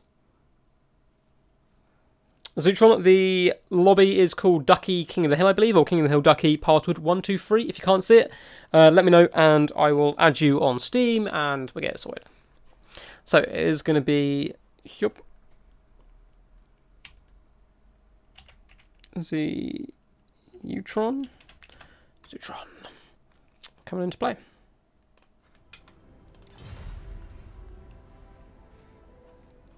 And we're going to be playing on Alpine Ridge. Can a king actually hold it? Can a king hold the crown high above the swaths of us filthy peasants trying to drag him down? Or is another king going to fall? We haven't had a single king last more than one game. Pretty crazy. Password 123.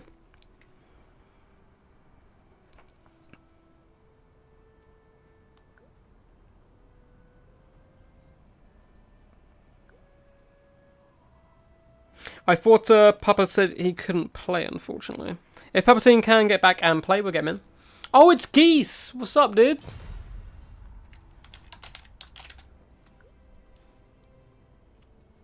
Oh, fuck, it's Goose Howard! Next map is Alpine Ridge.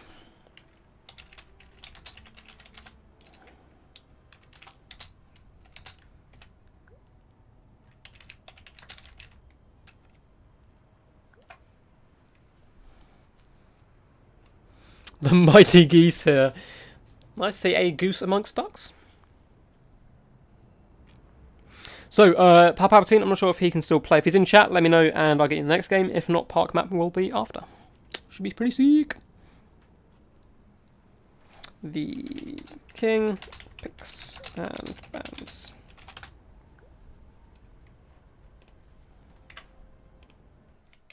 And we'll get it started. Check Discord, make sure I've got no message in there. Looks like we're all good in the hood. Hope you guys are still all good on the stream. If you're just joining, we are doing a King of the Hill, where so it's best of one, pretty simple. But no king has managed to hold onto his crown, everyone being defeated after just a very quick reign. Yep. It's good to see Mr. Geese Howard here. I believe he's quite heavily involved with Noobhammer, which, if you guys didn't catch earlier, is a Discord channel which helps out new players. Also got a lot of experienced players on as well. Great way to test stuff out, try improving your skill and whatnot, and they do host tournaments just for noobs. And they have a really cool kind of King of Noob Mountain or something, or Noob... Oh, I can't remember what exactly it's called, but like one person becomes the king and then you challenge them, much like the King of the Hill, but kind of long-term format rather than in a quick stream. I need it to pee. So, Ben the Barman is going to go Empire and ban Dowie. And Geese Howard is going to go Beastman. We've seen a lot of Beastmen love today. Nice to see. And we will get it cracking. No king's rules forever, my son. That is unfortunately true. Many a great kings has fallen. Is there any king who can claim to have kind of ruled forever? I suppose only if your nation is completely destroyed. Or someone like Cetra might be able to do it. Down a quick seep. And we get it started. Ronan, you sure you don't want to play today? Represent the mighty extreme meme team. Yo, Croissant, what's up, my dude? Hope you're good. Croissant Talbot is a long time kind of friend of the channel. Super cool dude. Very good player as well. Played in many tournaments and so forth on here. And it'd be great to have you involved today, man, if you want to play. David, Wasabi, how's it going? Hope you're all good, man. If either of you two want to get in line after this game, we are going to have Papa Palpatine if he's available. I don't think he is, but if he is, he has a spot. And then we're going to get Park Map back in, and I can add your guys' name to the list if you want to play.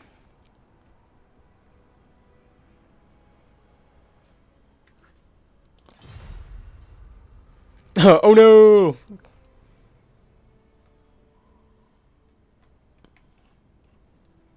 There we go. Cool. Empire versus Beastmen. I think this is pretty nice for the Beastmen in some aspects. You can swarm. The opponent can't really go gunline too well. Beastmen and Norsk are probably the two best swarming factions in the game. Probably fairly closely followed by Greenskins. But at the same time, as we saw in my game against Beastmen, Cav can threaten them huge amounts. Cheap Empire Knights, Demigriffs, Knights of Blazing Sun could be quite nice in this matchup and just run over those Beastmen. I was hoping for a Beastmen on Beastmen Mara matchup. I would not. Beastmen in front of me after a couple of rounds versus P-Butter. Man, P-Butter is a very good player. Oh, you're on beta version? No worries, my dude. I forgot. Yes, man, you missed me playing Chaos. Shock and horror. It went pretty well. I played Park Map, managed to win a game. Pretty close game overall. Chaos Knights just did tons of work, and then I got dethroned. I got slaughtered, basically. By... Who slaughtered me? Who did Ben just beat? My mind is made of potatoes today, unfortunately. And I got slaughtered, basically. I got my poor little Glade Lord kind of killed very early on by some poison hounds, kind of dragging her back and forcing her down, and then I got butchered by Beastmen. Cool, so let these guys decide their matchups. And we'll get going. So if you guys have just joined, feel free to subscribe if you like good old Total War content. We do multiplayer videos, we do tournaments, live streams, campaigns, basically everything Total War. It's pretty damn cool and it's a good time. So join in, feel free to do that, and smash that thumbs up button if you enjoy the presence of puppies. Cool, looks like Geese Howard is ready, making his debut on the channel here. In fact, well, let's quickly change this to Geese. Geese trying to come in here and take over our Rubber Duck stream. It's been happening for generations. Generations of duck have had to spend hours of of torment from Geese looking down upon us. And that is it's a dark time. I'm waiting for a friend to go and play Overwatch with. Nice. Your favourite unit? I don't mind Chaos Knights. I know they're not considered hugely great by some. I actually have been enjoying using the Swords of Chaos, I believe they're called, like the Regiment of Renown version. Using them with Archeon, just for kind of a thematic, super fun little pick. And they look quite good. You guys play strange games. I've never played Overwatch, but I've heard good things. I think it's fairly popular by most people. They should buff Swords of Chaos even more. Damn right they should. Wait, just need to hop out so no lag. No worries. Don't know if you're hopping out of the whole game now. Oh, hopping out of the stream. Yeah, no worries, my dude. Yeah, you hop back in afterwards. That's all good. So, Alpine Ridge, we normally use this one to end tournaments because it is kind of the two kings here, or the king, sorry, who is in fact Ben the Barman. And Geese Howard is going to be climbing and clawing his way to the top of this hill to try and claim that throne. Let's have a little look at the upstart, kind of rebellious king here, or trying to claim he is king, Geese Howard's army. So, we have a very mobile force here. So, for the main line, or very small main line, where has it gone? well, up here a deployed vanguard on the hill. We have Ungor spearheads, so these guys are going to be very sneaky up, trying to take the high ground as quickly as possible. Obi-Wan would be proud. We have 1, 2, 3 units of the combat centaurs just behind to help protect those guys. We then have 3 units of hounds, who are now my most hated unit after that Wood Elf defeat earlier on. So 2 of which are poison, or is it all 3? All 3 poison. We have some Razor herds, one of my new favourite units. In fact, we have 2 of them. Very cheap and cheerful armor piercing damage. We also have some Minotaurs with great weapons, another unit of Minotaurs with great weapons, and that's it, just the 2. So no Butchers or Caliban Guard this time, unfortunately, but these guys pack a huge punch. I did see recently on Darv's Plays channel, he was talking about his preference for the shielded variety. I need to do a bit of testing. And what's your guys' opinion? Do you prefer the great weapon version or the shielded variety? We also have a Brave Shaman of Wild here. Looks like we have just Vile Tide, Jagged Horn, and Beastal Surge. That's all this standard stuff. So I have 1 of Wild, and then we have another one of Death here, but in Spirit Leech, kind of assisting a Beast Lord here. And I really like the triple chariot play, being made popular recently by the mighty Zeus. And let's have a little look at the much more defensive approach here of Ben the Barman. So in the front line, we have a load of Halberds mixed in with the Sigma Suns, and the rest is just halberds here. In the back, we have some spearmen with shields, including some flagellants, who are unbreakable. In the middle, we have 1, 2, 3 huntsmen. Okay, I really like this pick now. The huntsmen include the regiment round White Walls. Awesome name there. We have an Amethysth wizard, which is a wizard of death with Spirit Leech. And is that Fate of Buna? It is indeed Fate of Buna, so going all out there. We have the Demigryph Knights, regiment renowned. Oh, not the regiment round, sorry, just the halberd version. What am I talking about? Just some Demigryph Knights in the centre pocket as well for a bit of protection. And we have the mighty Boris Todbringer up in the sky here, looking very fancy, cheap and cheerful version of Karl Franz. He does have the Midland Runefang for that hit point replenishment, very, very good. Crush the weak, and yeah.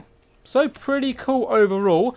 I think the Huntsmen are going to be very key here. If he can hold the line with these Halberds, then the Beastmen are really going to struggle to push through. They've gone very cheap and cheerful with the infantry. Huntsmen will do huge damage to those Minotaurs and Centaurs, but the Triple Chariot should be able to penetrate this line pretty effectively. But then they have to worry about the Demigryph Knights of Halberd. So really nice pick. Looks like some Chaos Warhounds have been deployed in the back. Then this battery is going to be super fast. They've both deployed on the exact same side with a bit of a vanguard push from the Beastmen. So yes, who is your money on here? Ben is new boxing, so cute, love, man. It is tactical deployment geography, I'll have you know. No, none of this new boxing rubbish here. This is an elite tactic. I actually really like it with the Huntsman. I didn't think of that before. I was expecting cannons and that type of stuff, but against Beastmen, they're just not worth it. But new boxing with Huntsman, I think that can work really well. Looks like Ben the Barman is ready. Cool, looks like they're both ready. Nice to see them getting along. So, one of the main things about my tournaments, where if guys you do want to compete, just let me know and I can add you on to our Discord. But if you do compete, Death Before Dishonor, as you can see, is my clan tag type thing, is what we kind of run by. So, being nice to your opponent, playing fair, and all that stuff is very key and allows you to get invited back. So, Boris just having a little look, maybe thinking of diving down on some Ungor Spear and trying to get some freebies, but you've got to beware of hounds, bro. Hounds, honestly. The death of armies. But he's actually going to be popping on the hounds here, trying to get them off the field quickly. I quite like that play. Centaur's rushing forward to assist the Ungor Race, so I think it's going to charge directly in here. Looks like the Huntsmen are unfortunately firing into Ungor Spearmen. The one target of this army they really don't want to be shooting. They need to change their targets to those Minotaurs, which we do have a extended Spirit Leech popping down. The extended one not doing any more damage, but it does give you extra range. Boris needs to be careful over here, trying to escape, but there Poison Warhounds dragging him. He can probably force back to his little box over here, though. And the Huntsmen are starting to lay some fire down onto the Minotaurs, and look how much damage it does. It's so good value-wise, but the Beast Lord and the Brave Shaman are going to be forcing their way through this line, trying to get into the back there, but he's going into unbreakable troops, which is probably not the best. Halberds fights Minotaurs, which is pretty good for the Halberds and pretty bad. I mean, they will lose, but they will do some decent damage. Chaos Warhounds trying to sneak around the back here, and it looks like the front is starting to break, so the Demigryphs are being sent in to try and hold the line desperately. Some shots come into the P's over on the left flank. Boris Todbringer desperately trying to escape those Chaos Warhounds, really struggling. We do have a, what's it called, Vermintide? No, not Vermintide. Vile Tide or something coming down on the Huntsman.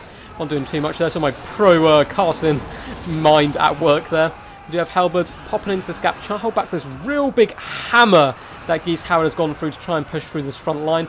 Maybe needs to get some assistance over here. Hounds, really elite play here, forcing their way through the back and getting on top of these white wolves. These spearmen really need to react and pull back to protect their little bros. It looks like Boris may be doing that for them, though, over on this flank.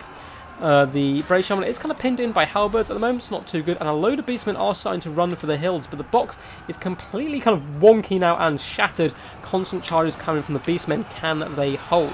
The beastmen is taking a ton of damage now. We do have some huntsmen firing shots down, and of course he's in a chariot, so he is large, and they have anti-large, so it's a pretty good target for them.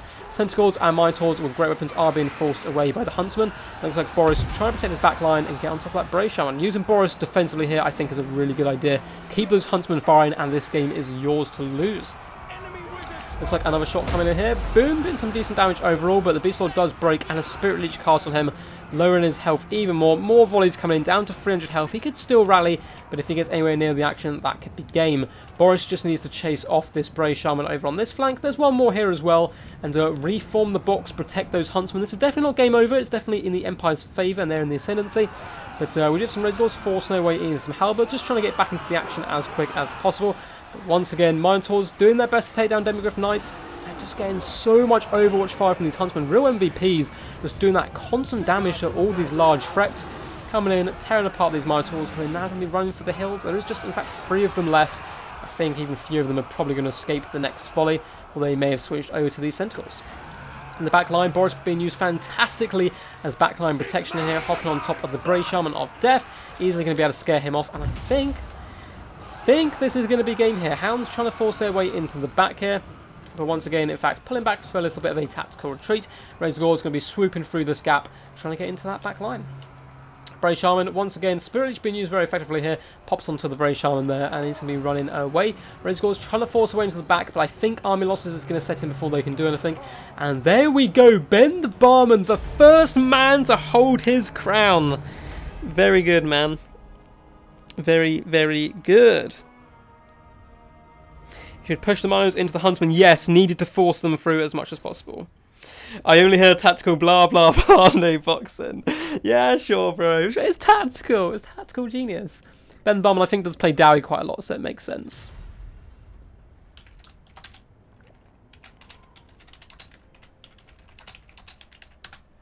Huntsman really putting in work, dude.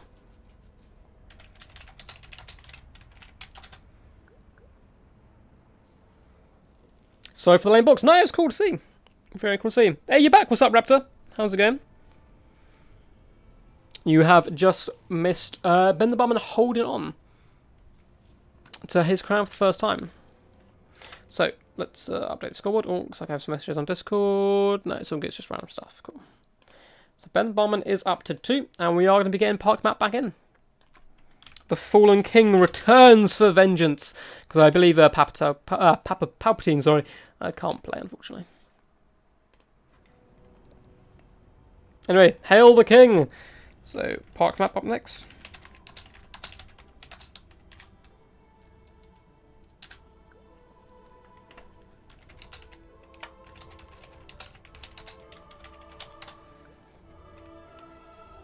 Wait, is Ben the Barman on 3 wins now?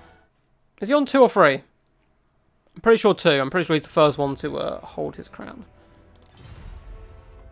And we will change the map once again to El Angul. Oh. Oh, Poison Ducky! Oh, the sneak! Yo! Yo, sorry, Pot Map. I didn't realise Poison Ducky was in.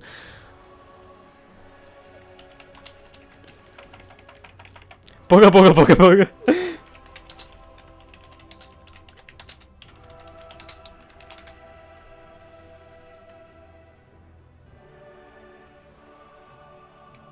So, I'm sorry, Palmer, I don't know what happened. Poison Ducky, I did say he could play earlier, and he just didn't mention anything. Now, that's 2 cool dudes facing off now. It's pretty damn cool dudes. I'm just going to quickly message Park Map on Discord. Let him know we're still getting in.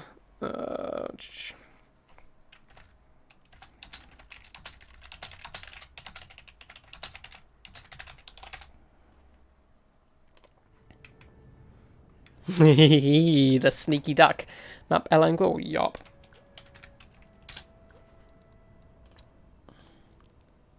Yep.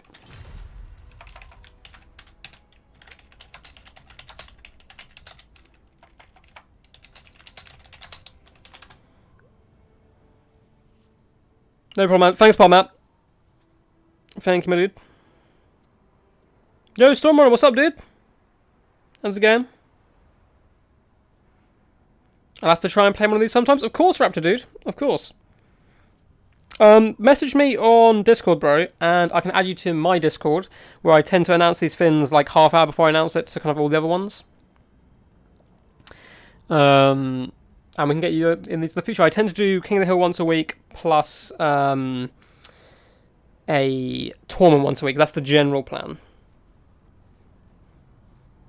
Yeah, very assassin joined there. Very, very sneaky. So we go Poison Ducky into Park Map. Will be the idea. And then if anyone else wants to play, let me know. Stormrunner, if you want to come in, let me know. I know you want to play earlier. And so I've got a load of messages again on Discord. Any chance I can jump back in the slot? I'll add you to the list. So it looks like Darth Pendragon will probably be popping back in after that as well. So we have Park Map into Darth. Yup. And then anyone else. Cool, let's get back into the game. So Ben the Barman picks Skaven. And who is he going to ban? Nice to see some Skaven action. I believe someone earlier was asking for Skaven actually, so it's good to see them in action.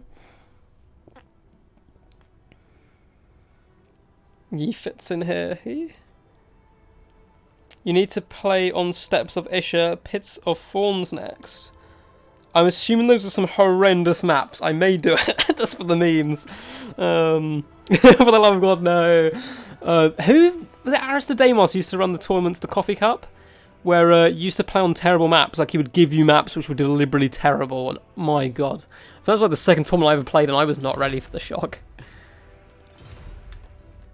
Looks like who he's thinking to ban. Who would I ban in this match? If I'm Skaven,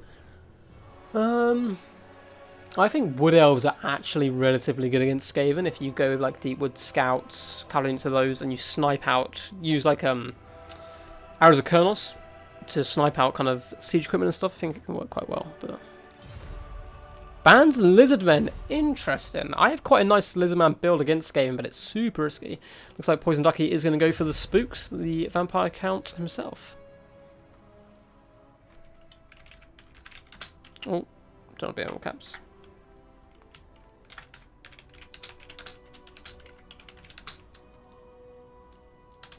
I pick Helman Gors, coming straight out the gate and just slapping fools left and right. Poison Ducky claiming he is gonna go Helman Gors, which is an absolute meme. I've just got your joke, Stormrunner. I'm a complete idiot. Sorry, there's quite a lot of delay between the actual stream and the chat saying he's on 40 wins. I'm an idiot. Sorry, I completely forgot about that earlier.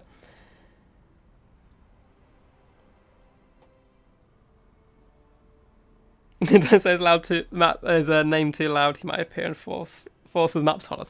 I love Aristodemos torn up again. He's quite a big supporter of the channel, actually. He hopped in a lot of my early streams, but I believe he's very busy at the moment with, I think it's university. He's like got super busy, so he doesn't really play the game, unfortunately, at the moment.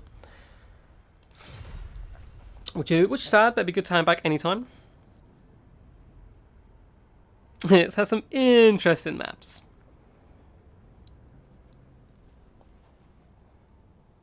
So after this we will have Park Map, and then we will have the mighty Darth Pendragon back. And then we'll still probably have time for one or two. So if anyone wants to represent and hop in, let me know. And I'll get it sorted. Alright, let's check Discord quick. Cool. I'm just going to quickly invite you up to my Discord. Oh, cool. You have got an invite, my friend. We'll get this crap in El Anguil, which is how I say the name, probably completely wrong. Super fun map, very competitive, nice, lots of flat open ground, but also some trees for sneaky stabbings, and a few really cool tactical plays. If you're on this defensive side, up on the top here, you can actually deploy over in the top right-hand side here and force your opponent to kind of walk out of the trees if you want. You don't want any of that sneaky shenanigans, but I'm sure both of these players, especially Poison Ducky, will actually want the trees for cover as he advances. So if Ben's on this side, I can see him deploying in the back right. If not, probably down here on the left, try and force Poison Ducky into the open playing field, where his Skaven can pick them apart with their long-range firepower. Peace out, Ronan. Thank you for tuning in, my dude. It'd be great to have you around, man. Always great to see you, and I hope to get you back on the channel soon. So Stormrunner will hop in after that. Cool. So we have Park Map, Darth Pendragon, and Stormrunner.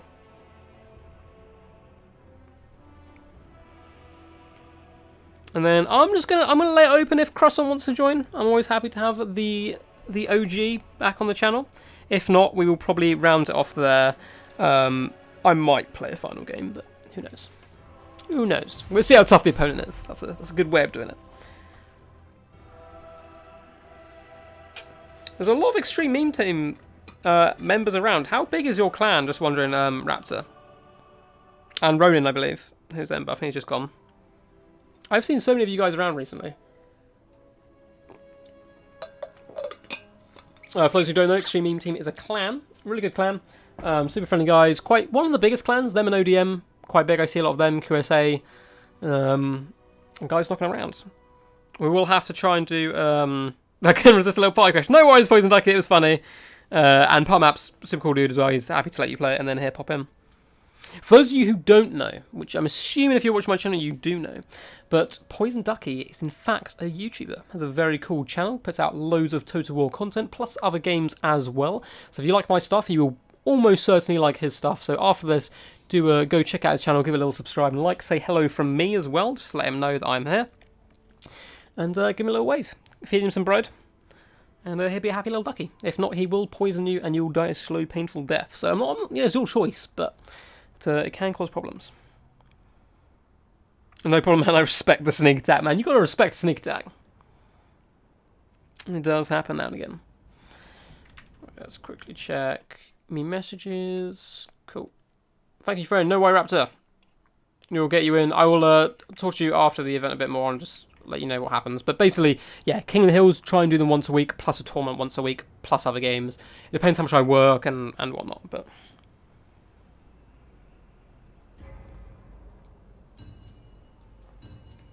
6-6. So it looks like they're ready to go. Let's get this started. Can Ben the Barman hold on to his crown once more? He is looking a little unstoppable at the moment, but Poison Ducky, very good player. I actually had a duck war recently between me and Poison Ducky in the first round of Tyrann's ECL with 2 super close games. It was very good fun. But yeah, it was really good.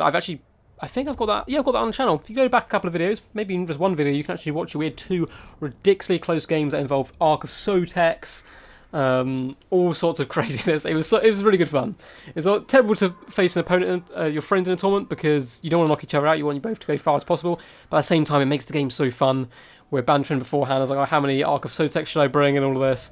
And I actually brought one, and it was pretty effective. But I won't spoil the battle for you.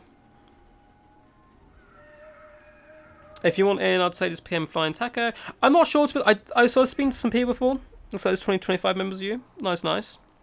I'm not sure if a caster, so someone who comments in games and puts out content like this, should be part of a clan or not. I'm not sure how people would feel about that, if they think it would be some kind of bias and all this type of stuff.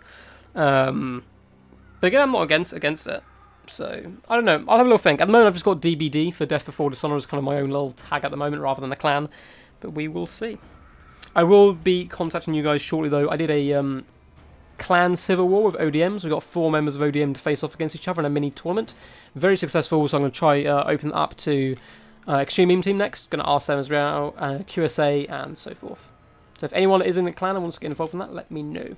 So, this map, very awesome, as we spoke about before. Lots of trees in the front line, as well as along the periphery as well, for lots of sneaky deployment and sneaky stabbings. At the same time, massive open bit of ground here, not actually flat, slightly kind of slanted, where you can get a big old melee grind on, and at the same time, so if I'm Ben the Barman right now, and if he's gone for a range build, deploy up here on this little raised platform here and force your opponent forward. It works so nicely. But we'll have a little look at the Poison Ducky's army over here first. So, the core of his army, the punching power, comes from these 4 units of Chaffy McChaff zombies. Going to be there just to take damage and look pretty cool. Or we do also have the Regiment Renowned version, looking pretty dead. Pretty dead indeed. Fairly elite main line, it looks like, with Graveguard all the way along, including the Regiment Renowned Sternsman, all with shields to help protect from pebbles and nasty ranged Skaven play. Up in the sky, we have quite a large flying contingent with some Fellbats chevron up to silver. And 1, 2, 3 Vargeist. I don't see these guys terribly often, but I can see how their mobility is going to be really key. Come up against the Skaven. We also have, for a bit of a leadership call, let's look down here, we have a corpse cart who's going to be supporting the front line. We have Hillman Gorst. He committed to the meme and has brought arguably the worst lord in the entire game. But he can be pretty useful in full-on grind fights. So let's see what he's brought. Dance Macabre. We have Invocation of the Heck. Awakening the Graves, he can summon Graveguard units and all that good stuff. And he's going to be supported by a Necromancer who's also on a Graveguard. On a corpse cart. Looks like he is just bringing all his kind of good standard stuff. Unholy Lodestone, of course, on the corpse cart to keep up that healing. So going for a real big grind fight with the Graveguard and all the corpse carts and what's face Hellman Gorst and trying to cycle charge with the Air Force. Quite like this build overall. Let's have a little look at Ben the Barman, the defending King's forces. Mainly in his line, we have a ton of Skaven slaves mixed in with clan rats who are a little bit tougher here, including the regiment around ones, which have the most awesome name, Clan Vulcan Tail Slashers. Look how awesome these guys look with their flaming swords, adding a little bit of stability to the line. We have Storm Vermin with halberds in the back, including the Council Guard, who are unbreakable, the toughest and most elite of all the Skaven forces. And I can't tell you how good having a unbreakable Skaven unit is. It really helps kind of solidify their lines. We have the Blight Scab Plague Pack as well, regiment renowned Plague Monk Sense Bearer. It's going to be pretty decent, causing loads of nasty poison effects and of course immune psychology to all their homies. We have some Rattling Gunners as well, going to be very good. Warlock Engineer. We have a Hell Pit Abomination. 2 Hell Pit Abominations, in fact, the dreaded double Hell Pit build. And we also have a Grey Seer of Plague up here for a Lord, very, very cool. Arcane Conduit, Vermintide, Unholy Glamour, Scorch, no Dread of 13th, no. Oh well, still very, very cool nonetheless. Oh yeah, of course you have to be the other ones have that. But looking very cool, rocking up on top of his bell here, manically cheering to the skies as the battle does get underway. It's a little bit of lag, unfortunately, but it should be hopefully sorting itself out fairly soon, as I'm sure both armies will be marching upon one each other. So yeah, both armies starting to march. Who is your money on? And let's see, so I've seen a load of stuff on the chat, but I will get to you guys afterwards. But yes. So Ben Barnes starting to move up now. Just look at these. These are really cool. You know, I'm not the biggest Skaven fan. I quite like them. I'm not like my #1 faction or anything. I'm not particularly great at them. I really like the Clan Eshin stuff, but they have some of the coolest, wackiest units, and it's undeniable. So both forces are going to be moving up. So Poison Ducky did take this forested approach for his deployment, where he's going to force. So we're probably expecting a lot of ranged force power coming in, but we only have the 1 unit, which is the Rattling Gunners here. Looks like a unit of clan rats is going to be summoned in the front line, pushing forward just to block up these zombies. Looking like probably going to go for the regiment renowned one, just to force these guys back where possible. I wonder what the Rattling Gunners are going to target. Probably the Vargeist, who are probably going to have to swoop in on top of them. But at the same time, I'm no doubt there's going to be a load of Hellbirds nearby, so it's going to be pretty tough for those guys. There's not many guns for these guys to jump on, and the clan rats do just pile into the zombies now, slowly tar pitting and trying to drag them down. Looks like a cycle charge did maybe fall for cycle charge with the Hell Pit, but decided to fall back. Rattling Gunner shots are coming up now, pushing back those Vargeist, keeping them at arm's reach, doing some decent damage as well with that initial village. So, Skaven Slaves against the zombies, the ultimate chaff off here. Going to be charging. I believe the zombies will win through the fact they cause fear, so the Skaven Slaves will run away. In comes the Hell Pit Abomination now, doing some great damage. Looks like though the Vargeist might think about coming in for a big swoop, trying to surround that guy and get him down. You have a Scorch coming in down here as well, with some huge damage to these zombies and a tiny bit of damage to the Sternsman. And the Grey Seer is rolling forward. So the Hell Pit on either side can be trying to hold the flanks. The Fellbats have popped in onto the Rattling Gunners trying to slow them down, but they are going to get dragged down by the Plague Pack fairly quickly. The Storm Vermin, at least on this side, do force their way to the front of the battlefield. Looks like he is trying to single out this one Hell Pit Abomination and slaughter him. Very nice play here. You want to kind of isolate these big targets and pin them apart where you can. It looks like an Unholy Glamour increasing this guy's leadership, going to be keeping him in the fight here. We do have a load of Skaven Slaves trying to support as well. And the Rattling Gunners, it looks like, are firing over as well as the Hell Pit does start to fall back, realises the situation, needs to get back to this kind of main battle line here. We do have the Grey Seer pushing to the front line, going to be doing some decent damage to these Graveguard, helping out these Clan Rats. And over on the right hand flank, Skaven Slaves have broken to the Graveguard, but this Hell Pit will eat them for breakfast all day long. And it's looking pretty good for the Skaven so far. They've managed to keep back most of the undead, but there is a lot of Graveguard on the field, including the full health unit of Stern's Guard, who are going to be pushing through. And it's going to be a nightmare to deal with, to be honest. Guys in the back, though, are starting to go down. They are crumbling as well. Rattling Gunners now back online. Really nice backline play there by Ben the Barman. Hellpit forced its way back, trying to get on top of some of these Graveguard and help out the Clan Rats. And it's a big horror blob of heroes and death here for the Vampire Council, which is going to be really good in this matchup if it can avoid the Hellpit Abominations, because it's just going to slowly drag through this very combat-focused Skaven build. So over here we do have the Mortis Engine, which I don't think I mentioned earlier, the very, very powerful little contraption over here is going to be draining and healing everything around it. Hellpit Abomination has managed to pop on top of it though, and will do some pretty decent damage even though it is ethereal. And backline, Rattling Gunners probably going to be once again firing into these Vargheist, but they one or two shots before they get shut down. Clan Rats with Spears and Plague Pack back here should help defend. Really would have been nice though to have one of the Storm Vermin instead of protecting their Halberds. Another Scorch coming down onto these zombies and Graveguard. It seems to do decent damage to zombies and basically none to the Graveguard. Hellpit does pop back though and help defend this back line. Things going pretty good for the Skaven. Balance power does start to go in their favour, and the King may be about to hold on to his crown once again, but you can never count any duck out, especially when you have such a sticky core like this.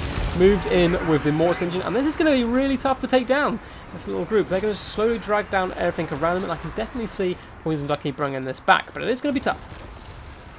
Looks like some Clan Rats have fallen, but this is pretty key. So these Rattling Gunners staying online is going to be very powerful. They're going to constantly shoot into the Mortis Engine and so forth, doing that really nice damage. Looks like, yeah, the backline has managed to be cleared up. Now says Hellpit can get back into the action. Also, there's not too much that can threaten his backline. No flying threats left, I don't think. Looks like some Graveguard. No, this is a terrible mistake. Some Graveguard are chasing off some Skaven slaves and have run to the other side of the battlefield. It's like we have some Skaven slaves come back on the other side. Those Graveguard really needed it in the front line there to help protect this core. Really needs to block and go for a bit of a death build at this moment. So Hellpit getting in there doing some decent damage. Looks like the Mortis Engine has decided to fall back. With two Hellpits with Council Guard as well and a Grace here popping all those nasty spells. It's going to be really tough for this blob to actually get its full value. Rattling Gunners up to only 3 kills, but they've done some decent damage overall. Hoping some shots in. Looks like they're getting a bit of friendly fire on their Grace here, trying to get those shots into the Mortis Engine here. Graveguard are slowly falling here as the balance of power does fall away from Poison Ducky and the Vampire Counts. The Storm Vermin getting in there, going to be doing decent damage to all of these troops, of course, and to large their Halberds. So poor Corpse Cart is now getting sniped out by the Hellpit Abomination. He needs to just focus down these targets and systematically, you know, just pick them apart one after the other, slowly drag them down, rather than doing damage to all of them. So zombies still surviving. Pointing some Graveguard here. Now where are the Sternsmen? Sternsmen, wavering a little bit, but they still got 55 models, and of course with their region they are very, very sticky. Something needs to get back and shut down these Rattling Gunners, but I suppose they're not doing the most damage in the world. They have managed to do done a decent amount to this Mortis Engine, which is just about to go down to the combined pressure of 2 Hellpit Abominations, who can now just pick a Necromancer, kill him, pop him to Helmengorst, kill him. That's all they need to do now to secure this battle, really. In the background, we do have the Graveguard making a long trek all the way back. Unfortunately, they are very slow being undead. I don't think they're going to get back in time to affect this game. We do have the Blight Scab Plague Pack being used very conservative heavily here by Ben the Barman to protect these Rattling Gunners. And they're going to be holding back, shutting down these Graveguard for as long as possible. We do have some more rats popping out as well. The Rattling Gunner's going to swoop around, use that added pace to get back into the main action. Necromancer, one is getting dragged down by Hellpit Abomination, who looks like he has chevroned up fairly heavily, and it looks like Poison Ducky is going to concede there. Blob for the Blob God, it is the only way forward. You just had a clan war versus ODM, hell yeah! Didn't go very well, mate. ODM are tough, dude. Pact is actually a member of our Discord, super cool dude, helps up the, I think a load of the ODM guys actually part of our Discord. Helps up our little civil war, but it was very cool. Overall, 2 really nice builds. Ben the Barman, though, that is an elite build. Really throwing Poison Ducky off and not bringing those ranged troops. So going for the Deadly Hell Pit and kind of more elite core. Really like this build. Poison Ducky, though, absolute people champ, though, going for Helmengorst. But Helmengorst, unfortunately, not the greatest. Yours was totally legal, though, I think. Oh, this is a... It's totally Tournament Legal Army. Oh, anyway, so it looks like Part Map has hopped in. What up, dude? The Fallen King doth return from the dead to try and claim his spot. So the map will be Kelp and Coldus.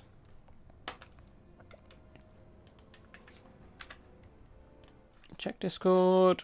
We're all good. So Ben the Barman.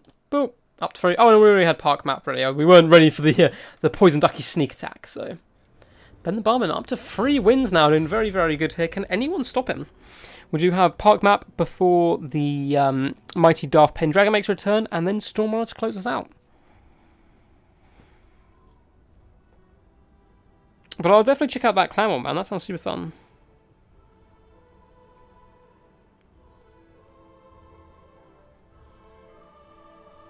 Not true, chaff. Of no peasant mobs. I don't know. I feel like Helmengors just isn't great in like 90% of matchups. There's probably 1 or 2 you can pull him into, but I feel like that happens with a lot of like people. Like almost anything will work in certain matchups. Come on, Cold, I say. Aye. Very well played to both those competitors there. Nice to see Poison Ducky, a fellow duck representing. Gonna open up my flask and have a little drink.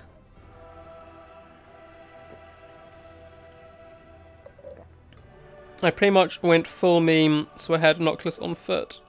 Around deck droppers, nice, nice. 4 blow corpses, Gallow Giant and Chaff versus Chaos. You hero, Raptor. You absolute hero. Very good saving army, I like that a lot. Yeah, that was cool, man. That was a really cool build. Really tough for them to come down. Oh, man, Ben the Barman, what a return to the channel. He hasn't been on for quite a few months. He got very busy at work and whatnot.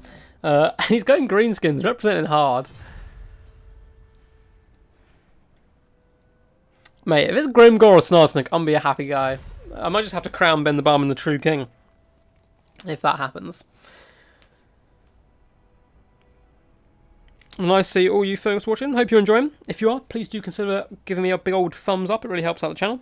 And if you're new, feel free to subscribe if you enjoy this type of content, as it will continue as we start to grow. I think we're up to 170 something subscribers.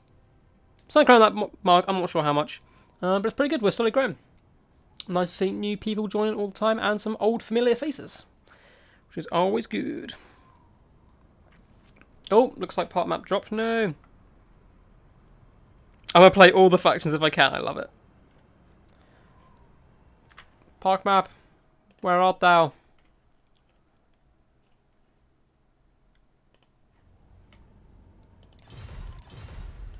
Drop him a low invite. It looks like his whole game may have crashed.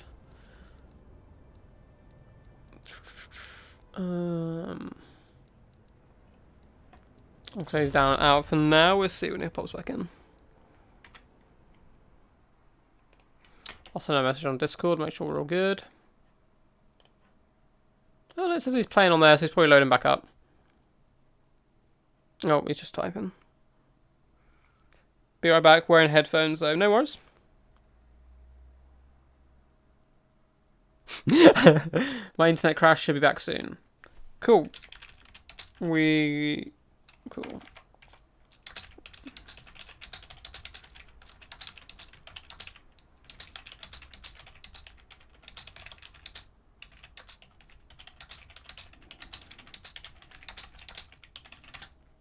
Cool, so we'll give PodMap a couple of minutes. If his internet doesn't come back on, and then we'll get Darth Pendragon in, and PodMap afterwards. You need to crown a king of memes as a small bonus every King of Hill. That is a shout! I'm about that. Can we take a 3-minute break? Need to start real fast. Yeah, 3 minutes is fine, man. Go for it, dude.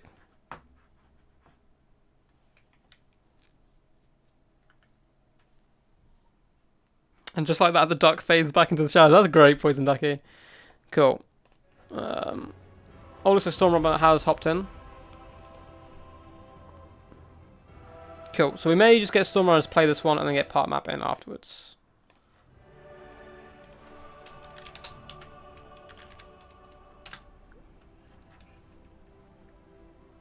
When his internet sorts itself out. I'll get Storm in now. And put you in after. Cool, yeah, he said get someone else in. So we'll go for Stormrunner now, who was going to play earlier. Then we'll get Darth Pendragon, get you back in, bro. And then Park Map to finish it off, if his internet is back. So Ben the Bomber's just going to take a quick 3-minute break, which is no rush.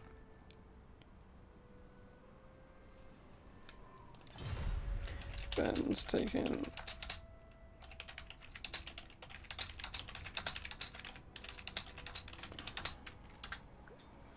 It's time to chill out and plan. If only you played Clan Action, that would have been so good! Like a full-on sneaky attack by the Poison Ducky. But always good to have him on the channel. Please do go check out his After Mine. It is very, very good. I watched a video, I think this morning. Either this morning or yesterday, very cool one with some Chaos Giants. But yes, I highly recommend his channel. Gunda Plays is going to be a very good channel. I think it's still underway of kind of getting some content up there, which is Zeus's channel. Lord Zeus. And of course you guys know all the big uns, Darth's Plays, Turin, Lord Master Sotek, and all that good stuff. But spread the love. Darth's Plays, I've been addicted to Darth's Plays videos recently. It's one of those things, like I like hop from one YouTube and I'll watch like a load of their videos and then I'll hop to the next one and then I end up like getting hooked onto them. But he's got some really cool stuff out at the moment. Really cool stuff. So we'll let Ben the Barman grab a drink, whatever he needs to do. Kelvin Coldust, pretty damn cool map. Got these two little raised platforms. Once again, loads of trees. I like having some trees on the battlefield to allow for sneaky stabbings. Maybe we'll get Snarsnick. And once again, lots of open line as well if they want to do just a big mash in the middle. Which is really fun. So I think we've been running for about 2 hours now. So what we're going to do, Stormrunner, then Darth Pendragon, and then Park Map. If those guys can all play and all want to play, we'll get them in that order and then we'll end out the stream. Which should be pretty cool. Can anyone stop Ben the Barman's rise to fame? Now, no one can outscore him at this point, I don't believe. Let's double check. How many wins is he on? He's on to 3. Oh, so I've got a message. Cool. Is he on 3? I keep forgetting how many I've put up. Is he on 3? Have I corrected this? No, it doesn't look like it because we haven't added. Ooh, let me know how many wins he's on. Is he on 3 or 4? But either way, he's not going to be caught at this point, I don't think. Unless Stormrunner manages to win and go on a pretty big rampage. No worries, bro. Looks like Ben the Barman is back. So we'll get him back. So yeah, someone lets me know what score Ben the Barman is, I'll get that corrected. My mind today has been just like absolute potato. But it happens, I've been switching to day shifts from night shifts, which is really good, but obviously my sleep pattern was pretty messed up because I was awake during the nights, so now I'm having to kind of mess it up to go back to days. Who did Ben the Barman pick and ban? Oh, so he picked Greenskins and banned Tomb King, so I'm seriously sticking to that. So we have Greenskins versus Empire. Old G matchup, he's on 3 wins, awesome, thank you. 593, Stormrunner, one of these days man, I'm going to find you, and I'm going to pat you on the head. 593. I can see Ben getting to that level. He's a very good player. And it's great to have him back as well, which is always good to see. So, Darth Pendragon, hope you are still in chat, my friend. I'll drop a message on Discord actually. Let him know you'll be after this one.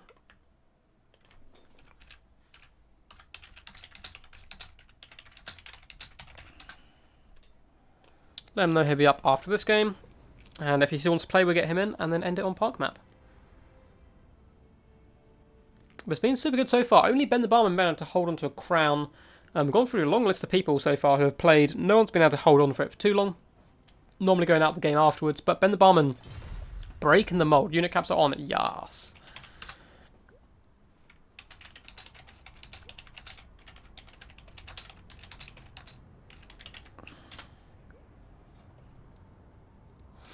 So Unicaps does kind of give a little bit of a negative to Greenskins as it can affect Regiment Renowned, and Greenskins have a lot of cheap Regiment Renowned that you want to kind of use. But for King of the Hills we use unit caps and the attacking rule. Whereas our normal tournaments we don't have unit caps on, but we have the full set of rules from Mr. Shetland. Which is the Warhammer Cup rules. So I'll just put my flask away. Ooh. Feel a bit of my cold just like lingering on the side, which isn't good. But thank you guys so far for tuning in. Still got 3 more battles to go, so it should take us probably 2 hours and 45 minutes, maybe 2.5 hours on stream overall. It's good to be back as well. Couldn't stream last week because I was a bit ill. Fortunately, the plague did striketh me. Nurgle was tingling at the end of my senses and trying to drag me down. But I'm back, not fully recovered, but good enough to do a little stream anyway. We'll try and do another one probably Friday, maybe tomorrow. And that's probably going to be the start of Death Before Dishonor Season 3. Which would be pretty cool. We have a really cool... I'm not going to show you guys now, I'm going to keep it a secret, but we have a really cool thumbnail for it and what we use as a shot... not a shot blocker. My god, I've literally gone full potato. Screen blocker, which is designed by the mighty Lord Zeus. Which is very cool. It's very Lizard Man themed, which is what we like to see on the channel. Big Dino boys are the best boys.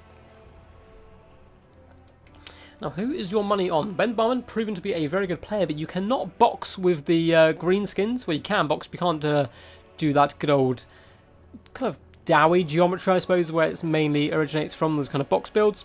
It's really tough to do with the green skins. You kind of need to push out and beat them a lot more aggressive, but it's not impossible. We could bring loads of Doom Divers and try and do some decent damage with them. They are one of my favourite artillery pieces. Same time, Empire in this matchup, I like going heavy on the cav. Lots of knights, but of course you have to worry now about the Ragnarok Spider, which of course does anti-large. Finish off with the Steps of Isha map. I want some memes. What? I don't know if I've ever played the Steps of Isha map. How bad is it? Is it unplayable? If it's unplayable, I probably won't. But if it's like playable, I'll put him on it.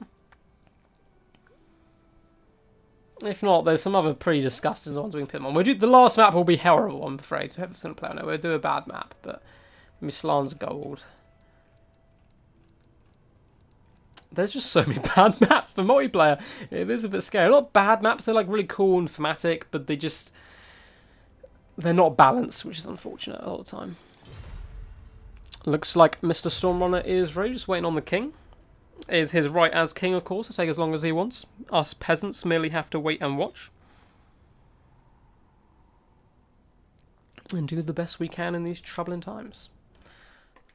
Oh. I think I have to restart the router. This might take a bit going without me. No worries, man. We'll try and get you into the last game. So Darth Pendragon will be up after this. Yep, looks like he is good to play after. Sweet, sweet. It's good to have the Mighty Darth back. So, looks like Ben Bowman is ready as well. Let's hop in this. I'm excited. Steps of Isha, Pit of Thorns. It is bad, not completely unplayable, but almost. As long as it's not a battle of Khan's Essence of Chaos. Cool. Steps of Isha. Remind me at the time.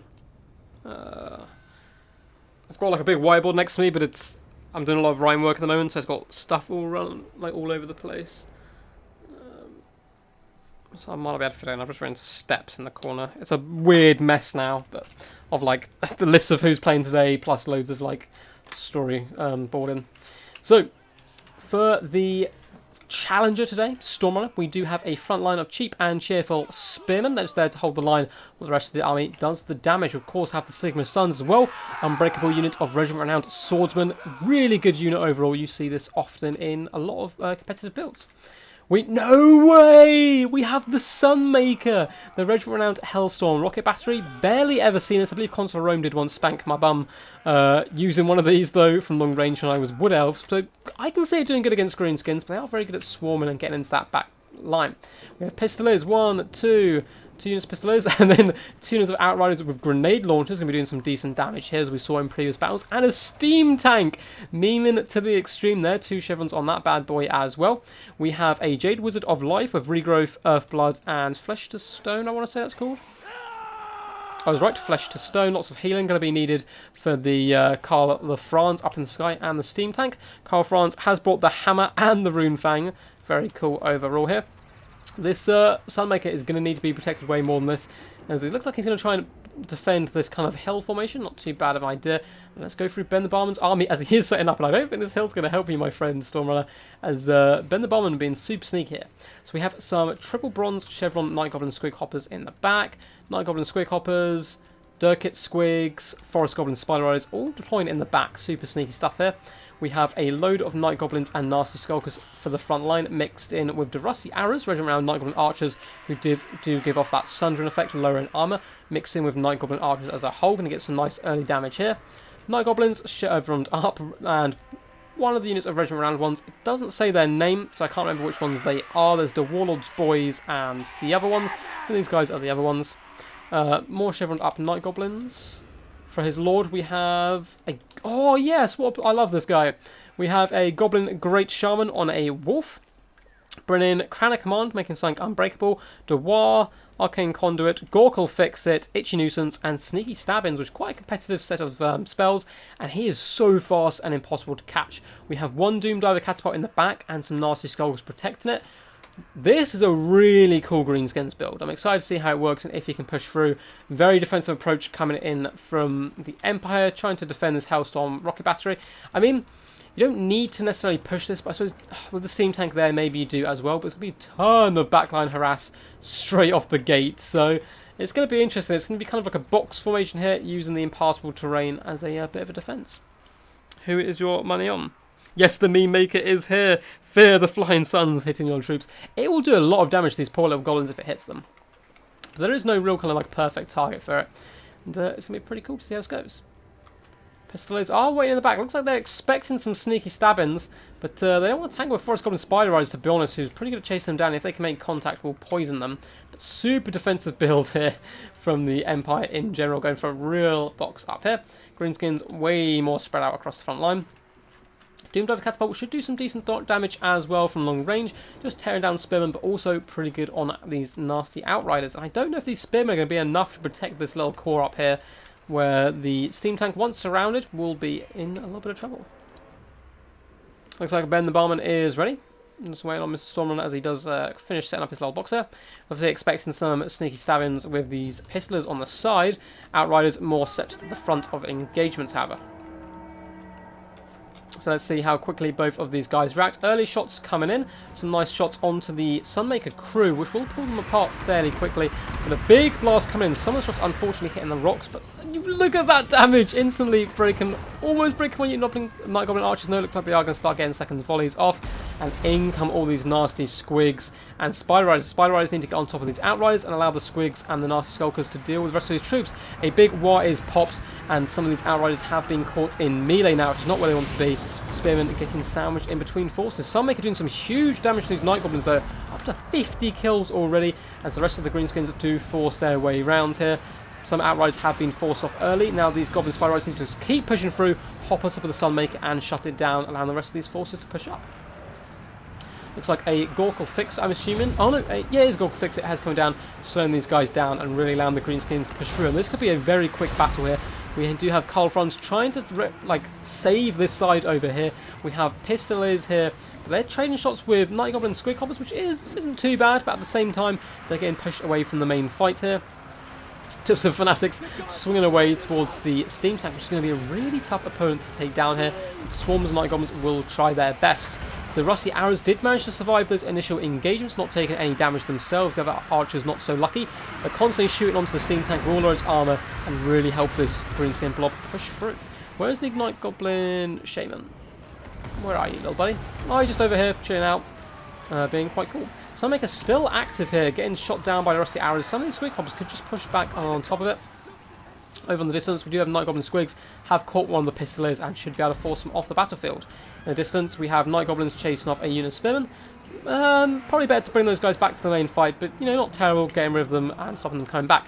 Sunmaker does, in fact, completely go down to the might of the Rusty Arrows, and I think this is going very, very poorly now for the Empire. But can Karl Franz put this game on his back with the Steam Tank and carry the day to victory? Jade Wizard did unfortunately get surrounded by some Night Goblin Squig Hoppers, who are currently unbreakable with the Crown of Command popped on them, and they should be able to eat this Jade Wizard for breakfast. Karl Franz trying his best, breaking off troops wherever he can. He does have Gork'll Fix It, slowing him down wherever he goes, and the Goblins seem to have won both flanks. Pistolers doing some decent damage over here, but a little bit too little too late. I don't think they're going to do enough. Doom Diver up to only 7 kills. It's a nice idea to bring it though as a little bit of a threat, but not doing too much work in this battle. And it looks like Stormrunner does in fact come back out of that. What a game! What a game. Ronan, you're back. What's up, my dude? You just missed a savage game by Ben the Barman. It was super quick. Massive Vanguard, all Goblin build. True hero of the people. Look at this build. I haven't seen this little fella, the Goblin Great Shaman, in quite some time. Really nice play. Just smashing straight into the Empire and destroying them. The early rounds from the Sunmaker did so much damage, but it was too little, too late, unfortunately, for Stormrunner.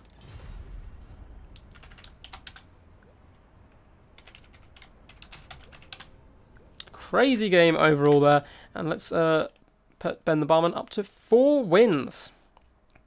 So Darth Pendragon is going to be up next. Love the all-goblin build.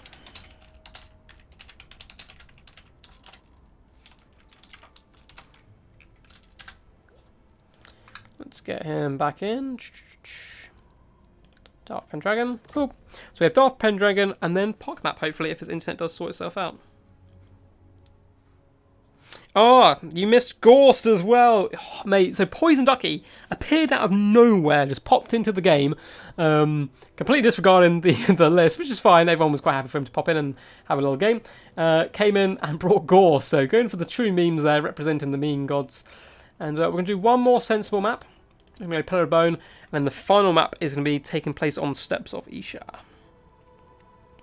Be a bit of a meme. So Darth Pendragon and then Pockmap. If Pockmap's internet hasn't rectified itself and can't work, then I'll pop in just to make sure we get that final game.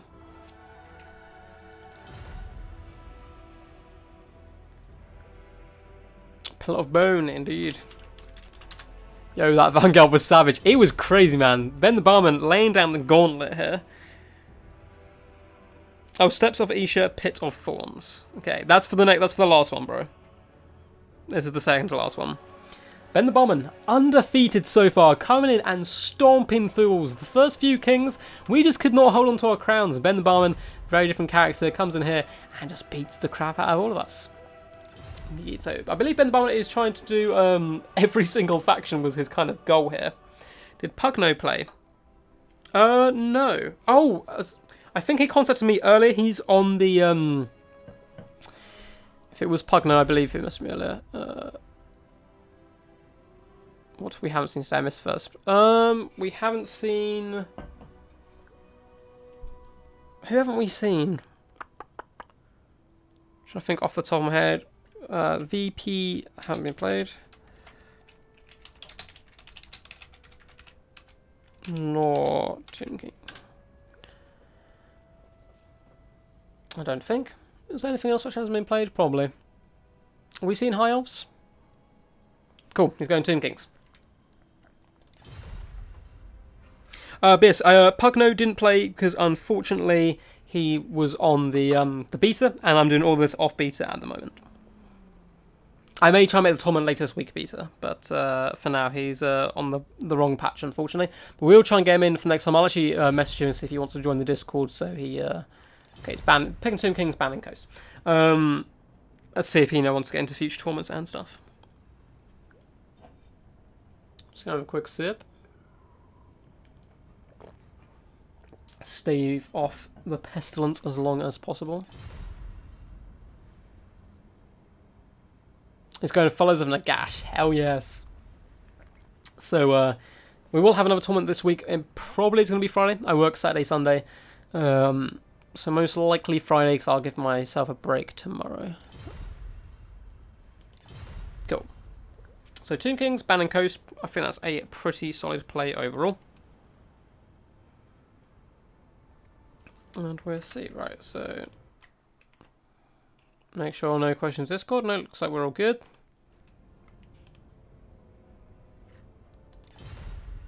Give me a sec to think. Yeah, no rush.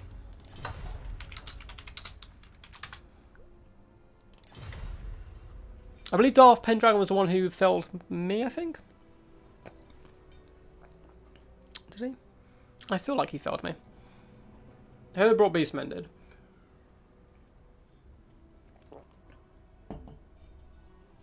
Which is very good. Ben the Marmon, get a drink. Calm the nerves before battle. He does in fact work at a bar. I believe he's working tonight. So he's having quite a nice break here, playing the game. Looks like we have some high elf action. quite like picking high elves into Tomb Kings as well. I think you can do really good work with a couple of Equal Bolt Throws and a Flamesfire Phoenix. Equal Bolt Throws take down the Shopty Great Bows. Phoenix can kind of just dodge shots and annoy them while it happens, and then you've got a big flaming bird to destroy your enemies, and those fire poops do a decent amount of damage.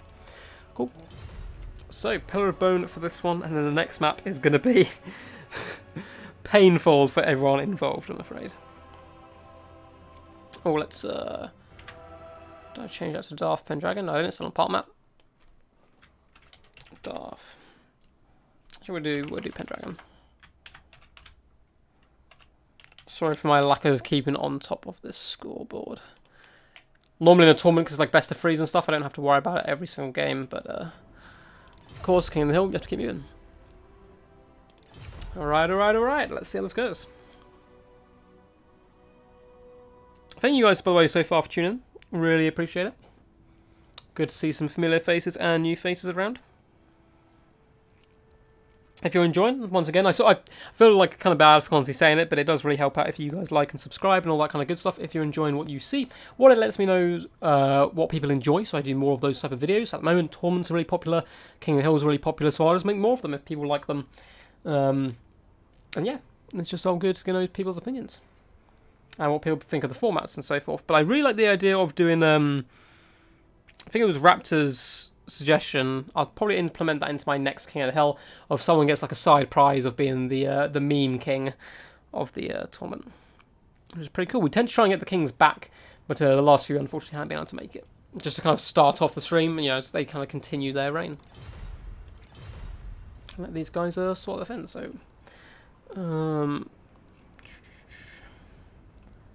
where is this beautiful map? Steps of Isha, Pit of Thorns. I see ya. Right there. Unfortunately, the only DLC I don't have is Vampirates, the Vampire Coast, so I can't do any of their nasty maps. Which sucks. But yes, the mighty Darth Pendragon, returning from his first stint, was a king. Fortunately, got brutally murdered, but then has arisen again, as Darths are tend to do. As evil Sith Lords don't seem to like staying dead. Constantly coming back in all types of different adaptations and so forth. Seems to be coming back against Ben the Barman, holding it down for all his homies at work. The OG making the return. I don't think he was the... So what we normally do with Death Before Dishonor is 4 tournaments, best of 4-man, and then we take the 4 champions and go into final. So we've just done Season 2. We might not do a champion special because there was like a 3-month gap where I didn't do tournaments. I was pretty ill and stuff, so I still streamed. I didn't really stream, I just kind of did videos. So we're probably going to skip the final on that just because I'm trying to get people who played like 3 months ago to come in and play. So we're probably just going to hop straight into Season 3 and go from there.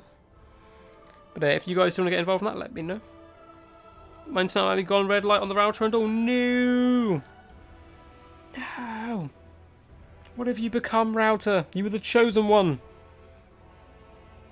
You were meant to destroy the Ben the Barman, not join him. No worries, man. If you can't play, I'll offer it up to chat. If anyone else wants to hop in, you can for the final game. But I'm ensuring we get this map, and I will hop in if needs be. So it is all good. But I think a lot of people are currently on the beta, so we haven't had so many contenders this time, unfortunately, which is fine. Yeah, and I'm not gonna lie, I did it pretty short notice. I got like an hour beforehand. I was like, oh, anyone want to play? Just kind of chucked it out there. It was a little bit late notice, but should be cool. Should be fun on a burn. After this, I'm definitely going to go out, grab some dinner. I'm fancying a pizza, I think, and going to chill out, eat some food, and watch some TV.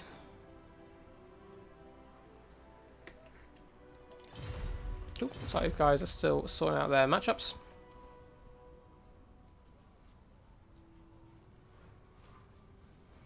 No, we'll worry about the part map though. We'll get you in the next one, dude. I mean, you've already been on today, weren't you? So, no worries, man. I'm pretty sure you played early, didn't you? So, at least we got you win. But we'll get you back next time, dude. Thanks for tuning in though and playing your games so far. Par map, one of the OGs of the channel, played in many a tournament, many videos. All round cool geezer. If you guys do want me to do replays and stuff, do feel free to send them to me on Discord and I can have them up on the channel. It will take me a long time though. I kind of have a massive backlog. I have ODMs packed up next against Hewett Farnsworth, I believe. Looks like Darth Pendragon is ready. But occasionally, like, I'll play in a tournament, have some really good games, so I want to throw those up on the channel, and I just have a big backlog of replays I'm slowly getting through. And at the moment, we're mainly doing streams. They seem to be the most popular, and people seem to enjoy that format the most. So it's taking me a little while, but I will happily do them. Yeah, you did play first game. Yeah, exactly. You won the first game, didn't you, against Papa Palpatine, and then I took you on. In a super fun game. No worries, man. Always happy to organise and stuff. It was nice to actually playing it. We had a really fun game with the Chaos. Cool. Good luck, have fun all around by both players. Nice to see. We'll get these guys in.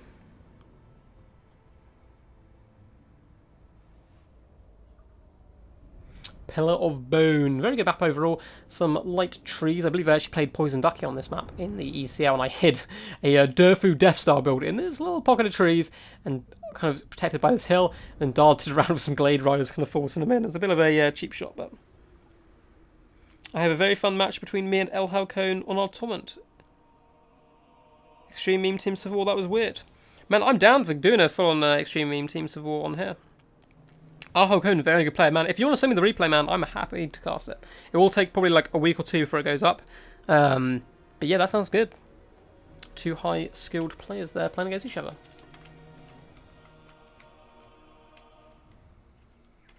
So yeah, this is where I hid my forces just here, forced my opponent up through the hill to fight in the trees, where the Willows, of course, do their best work.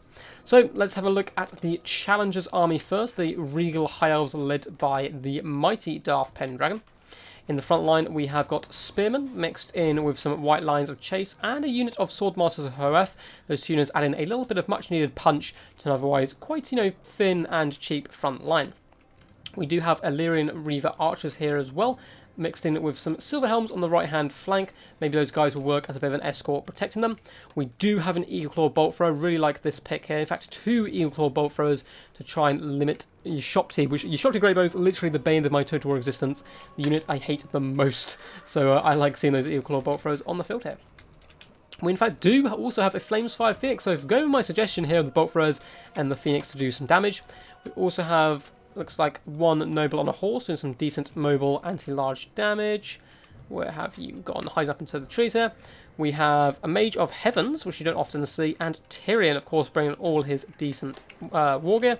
Spells-wise, we have Book of Hoeth as an item, Curse of the Midnight Wind, Wind Blast, that could be very good here, and Harmonic Convergence as well. So let's have a little quick look at Ben the Barman's army. So in the front line we have a mixture of, we have regiment-renowned skeleton spearmen, mixed in with just basic skeleton warriors across the front line. They do the job, take the shots, do what they need to do. We have two units of Ushopti, but not the great bow version, just the close combat variety. Nice to see those guys for a change. Some skeleton spearmen in the back, two units of Crypt Ghouls as well for that extra bit of damage dealing. We have the Sphinx of Yusef, or Yusef? I can't say the name. So the regiment-renowned Necro Sphinx, very powerful, anti-large, armor-piercing, terror-causing beast that does flaming and magical attacks. Hugely nasty monster there. Very competitive as well, seeing it picked quite a lot. Necrotect, just to heal that guy up a little bit. And also Arkham the Black, very popular. Him and Cetra seem to be the two main picks. He, of course, has the Tomb Blade of Arkham, Staff from the Gash, Libus Mortis, Fate of Buna, and Spirit Leech. So coming in with a nice little toolkit there. And sneakily in the back, we do have some Direwolves. I forget these guys can bring Direwolves. That's really cool bringing those. We have Karen as well up in the sky. And two units of Direwolves going to be popping into the back line here. These guys, one, look incredibly cool. Don't get to see these guys too often. They're going to be popping in the back, trying to get on top of these Eagle Claw Bolt Throwers, no doubt. Who are protected by Spearmen, but at the same time, Spearmen aren't designed to attack little doggos. So we are all good to go, I think. Looks like Pendragon is ready. Ben the Barman just setting up his little ambushing, which he's done a ton of this tournament, and done very good in the process as well. So I'm looking at chat quickly. It's like, we don't speak Drakkar, so you both speak pizza. Interesting. Where can I send you replays? Yeah, private. Yeah, just private message me on Discord, bro. I'll open up a replay section as well, actually, on the Discord, so people can just drop them in there in the future. Why aren't you screaming at anger at my bad decision making? Cool. So the battle is getting underway as we speak. Tomb Kings starting to march forward and attack this more defensive approach to high elf build. Not taking the high ground apart from this small contingent up here. A couple of shots coming in and straight away going after the Sphinx. Nice target in there. Archers do spin around and do some 360 no scoping on top of the E-Claw bolt throws, perhaps giving them away a little bit there. Looks like the Hounds trying to get into the back line, but unfortunately they're just going to get pinned down by no one, probably forced off here. But yeah, they turn to engage, unfortunately. Other direwolves going to be lurking in the trees, carrying as well. At least this is all distracting and allowing the Sphinx to run in and just start thumping some sword masters. Tyrion needs to go over here and help try and put this guy down a little bit. Or did he just fling a guy up in the air and bat him down? That poor sword master. Is he going to get up? No, he is not. Looks like a fated unit also coming down with these sword masters, really trying to force them off as quick as possible, as the Ushopti do charge into the white lines and spearmen respectively.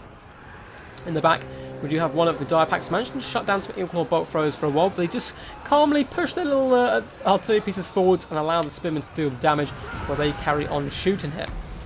Do have a load of buffs going down here on the Sphinx, but it's taking a huge pounding to the constant fire of the Eagle bolt throws. But there is not enough high elves to protect this backline, and a massive contingent of Tomb Kings on this left flank and on the right flank are going to wrap around and put huge pressure on these poor spearmen who are left defending.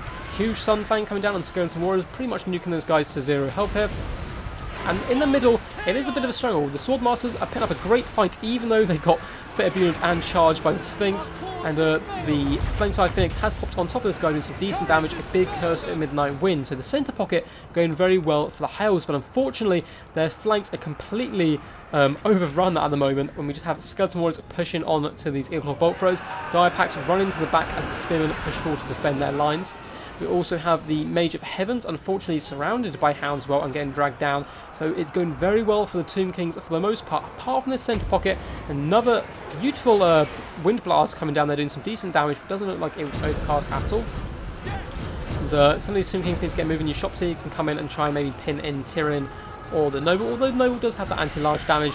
Sphinx looks like for the most part has managed to escape and is pushing into the back line, looking for some protection for some Skeleton Spearmen there as well. Really nice play here by Dark Pendragon, taking his Earclaw bolt throw crew off the artillery piece and running for the hills, forcing Ben the Barman to chase or let them come back and hop on again.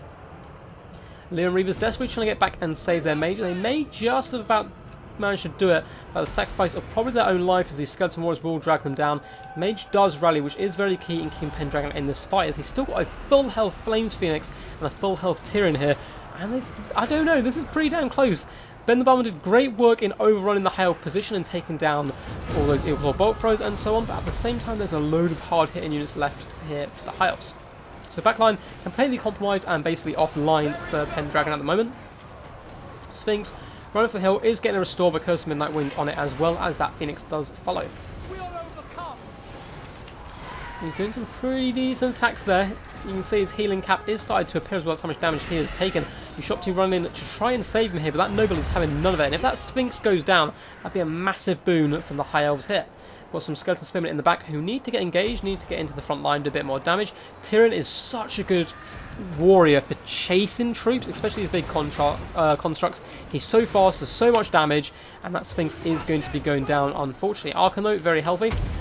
Big Wind Blast coming in, again taking down Skeleton Warriors, and the High Elves fighting for their lives here. This Flameside Phoenix will do great against a lot of the kind of cheaper chaff over here. Tyrion keeping the leadership core alive. This game could be swinging back towards the High Elves here. Noble, though, is pinned in and is going to be constantly getting slapped here by Ushopti, but the Phoenix, not the Phoenix, sorry, the Sphinx does in fact go down. This Eagle bolt throw crew needs to get reacting. If they get back on top of this Eagle bolt throw and start firing some shots in, that is going to be huge once again. Looks like, oh, Tyrion and the Flameside Phoenix, the ultimate bros here, teaming up and going after Arkan, and he's isolated all by himself here. Some Hounds chasing off the Mage of Heavens, which is a really nice pick, but Arkan running for the hills as best he can here, dropping all his little buffs and spells, but he is pinned in nastily. Some Skeleton Spearmen coming over to assist, and Skeleton Warriors. High Elves may be able to claw this back here fairly effectively. Noble, though, is going to be getting pinned down just by the mass of undead forces here. Eagle bolt throw starting to move back towards its equipment. Necrotech needs to get over and help out as well. Looks like Arkan somehow, though, sneakily has managed to sneak past the Flamesfire Phoenix, but it's constantly getting attacked all this time. But luckily, he managed to drag them back to this Tomb King force, where he can saturate in and slowly drag these guys down. That was a really key moment. If he'd got sniped there, that could have been a massive turning point in the game for the High Elves. But instead, he's going to pin these guys in, drag them through these forces, and really kind of pull them through the dirt. If that Phoenix can get back up in the air and drop all its fire poops down on top of these forces, is this a Sunfang? This could be a huge amount of damage, or is it just a Wind Blast? Sunfang, ooh, shredding so much of the Tomb King infantry there. What a cast, that was insane. Half the Tomb King army just got evaporated there. Look at all the dead Tomb Kings on the ground. What a cast here. But Tyrion is rather surrounded at this point. I can see the High Elves bringing this back though. Get up in the sky, Flameside Phoenix, pop over, drop all your fire poops down on this main core here, and you could be in really good shape here. Noble is starting to flee for the hills. We still have Arkan clearing up stuff in the background with a little bit of a kind of assistance here as well. Neurotech hunting down the Inkclaw bolt for a really nice play, stopping these guys getting back on their equipment. Oh, looks like there's two. We've got the one over there as well. And in come the fire poos on this big old blob of Ben the Bummer's undead forces. They've blobbed around Tyrion, trying to drag him down, and it's going to do so much damage. Flamesfire Phoenix, only 11 kills so far, but so much damage. Look how destroyed these guys are getting. Spearmen have rallied as well to their king, to Tyrion. I mean, he's a prince, but you understand what I mean. And I can see the High Elves winning this. I don't see what they have to take down Tyrion and the Flamesfire Phoenix. Arkan can give it a go, but he's more of a caster. Necrotech doing a decent job in the background, forcing off his Eagleclaw bolt throws, ensuring they don't come online here. Tyrion is very low on health, but he does, of course, have his healing proc as well. So if they don't break him, he can heal and get back. And that Flamesfire Phoenix also has a chance of healing, but it's not got anywhere near low enough yet. Your Shopsy are going down to Arkan the Black, coming in for that Cycle Charge on Tyrion. Probably needs to stay and fight a little bit, get 1 or 2 shots in. He's once again trying to drag this Flamesfire Phoenix back into the Nakish's Scorpion Legion. Regiment Spearman, who should get in some anti-large and do decent. And a nice bait here. Pulled him in. Oh, I thought this was your Shopsy summon. More Skeleton Warriors just to pin him in and slow him down. If that was a Shopsy, that could have been really nice. Just trying to slaughter Tyrion as much as possible there. They have managed to get him pinned in, but this could, once again, if that's Flamesfire Phoenix still has some of its fire drops, could be a bad idea. But I guess he's got to pray he's used those up now. And looks like he is spreading out his forces. But he needs to pin Tyrion and try and do that damage where he can. Necrotech getting a little bit isolated here. So the Flamesfire Phoenix is going to be coming in to try and stifle him out. But a weird attack animation just kind of circles his prey here. So Necrotech has a little bit of a whip there to his right. A little bit of a kinky Necrotech. Is running for the hills now. But Flamesfire Phoenix doing decent work.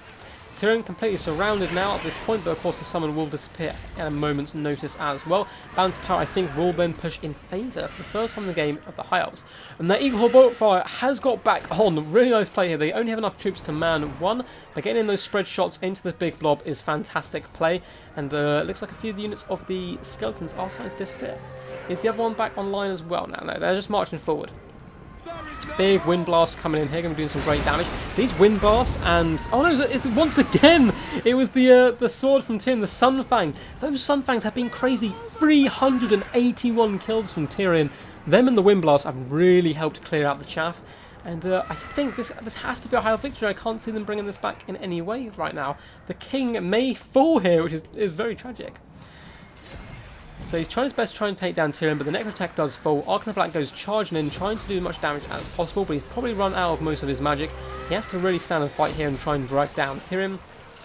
He's trying to pin him in with the King Nakish's Scorpion Legion, but it's not working. Flamesfire Phoenix is going to pop in as well. And this is the end of a very kind of bountiful and fruitful reign as king has been the Barman, getting a ton of wins in the process. And he will definitely go down in this stream as the best win streak, but he will not be the king at the end of the stream. He's trying to get in with his Cycle Charges where possible and take out Tyrion, but I mean, Tyrion still has this heal as well on him. Flamesfire Phoenix is going to be too much to handle as well. Down goes Arkan here, desperately trying to cling on where he can, but he's slowly falling. Do have the Direwolves coming in to attack as well, trying to pin down Tyrion, maybe hoping that if he can break the leadership, he can surround the Flamesfire Phoenix and force it off. It's not looking good, unfortunately, for the undead. Bounce power swooping and kind of ebbing and flowing more and more in favour of the High Elves here. What a turnaround. He was really on the back foot early on. Ben the Barman coming with some really good harass, taking down this Eagle bolt throws, but alas, it was not enough in the end. Looks like the bolt throws did in fact shatter eventually at the end and break off. But Ark in the Black does go down, and we have a new king. All hail Darth Pendragon. Kinky Necrotech, yes indeed.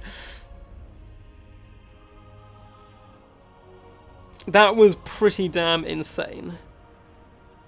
How can Tyrion still stand here as carrying the game? I don't know how his horse managed to carry the giant balls of Tyrion as he just slaughtered his way into the middle there. 382 games, 382 kills, absolute carry there. Him in combination of the Flamesfire Phoenix really did manage to annihilate most of this army and carry it there to the end. Took down the Sphinx, took down the mass swarms, took down Ark in the Black.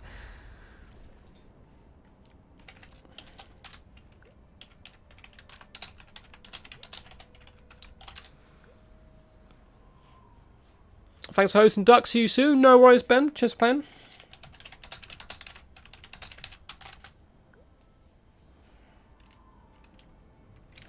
Always welcome, Dick.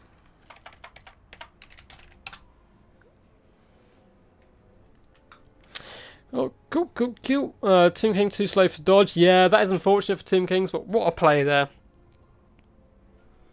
Every kill made his PP bigger. It did indeed. That was insane. That was pretty damn insane. So, I gotta take a breather after that one. One more game to go.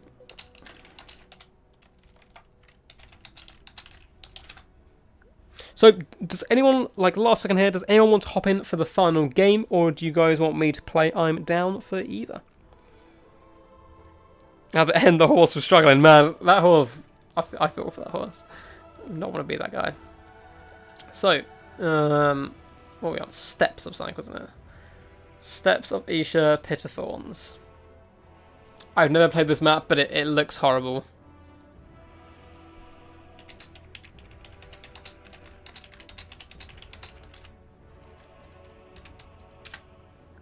Should cast that bow. Oh damn! I should have saved it. Can you?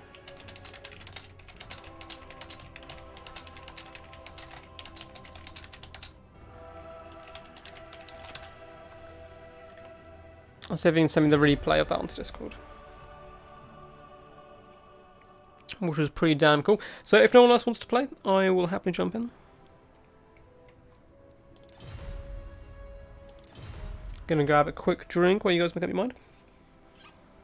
But yeah, I'll probably cast that battle. I've got a really good battle with Force coming up as well, which is the most Blood and Thunder game I've ever had. It was when I was an Empire and there's like nothing left standing after like a 3-minute battle. It was just a massive frenzy.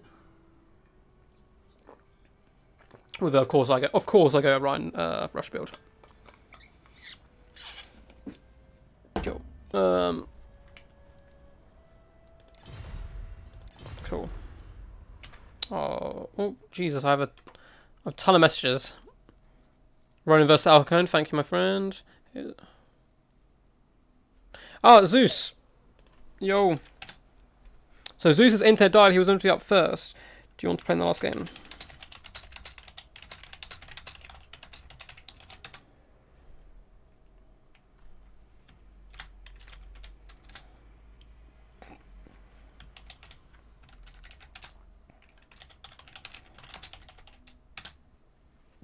So we'll be getting Zeus in. Warning, it's on a horrible map.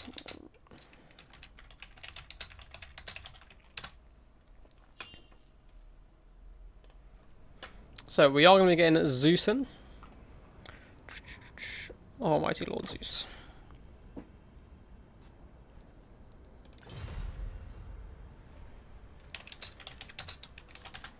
Cool, Pendragon's going to send me the film on Discord. Yes, we can cast that game. Next game though will be Pacta, because he sent me a replay ages ago and it's so good I just haven't had time to cast it, unfortunately.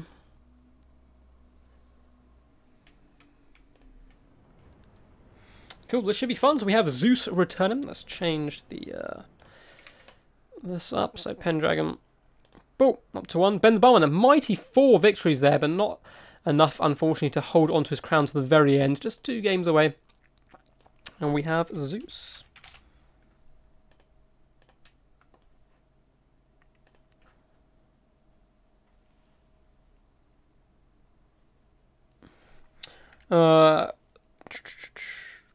Cool.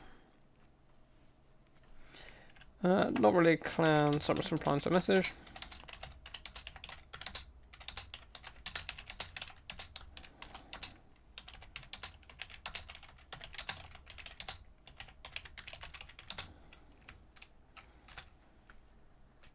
Cool, Zeus is just loading up the game. Which there is no rush. So this is going to be the final battle, so thank you guys so far for tuning in. We have one more to go. Hope you guys are enjoying. If so, please do whack that old thumbs up button. A puppy will be born, and I'll be like, yes, there's a puppy. And my day will be made that much better. So we have Darth Pendragon, the new king. The returning king, actually. It's a bit of a return of the king. He was a king earlier on in the stream, unfortunately fell, and has come back. It's good to see him back. Of course, Ben the Barman win streak will not be topped today. Mighty amount of victories, very well played. Super cool builds as well. That Goblin Vanguard Rush build was just insane. But we do have Zeus coming in, trying to prove that why be a king when you can be a god. Coming into this final matchup.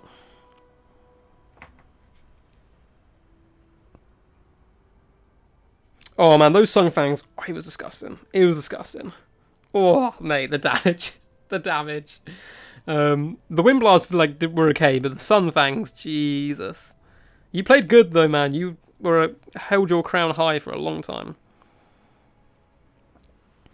And like you got into the back line and everything, it was too much. Those Sungfangs were too much. Yo.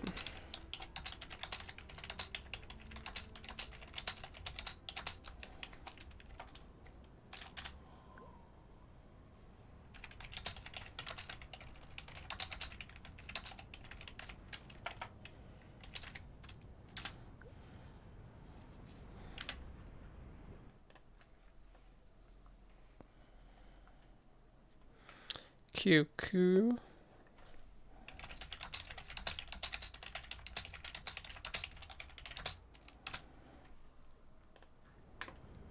Cool.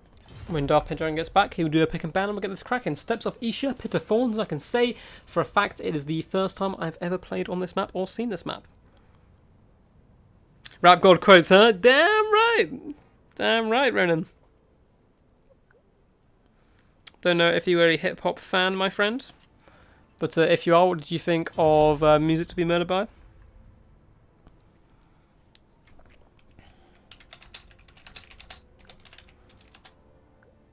What is this map?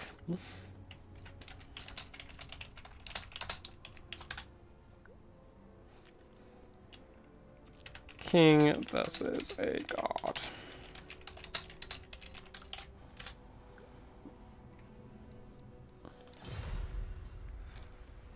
This should be good fun.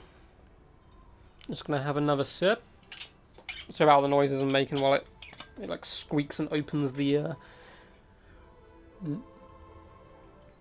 I started like drinking mid-sentence there while I open up the flask. Yeah.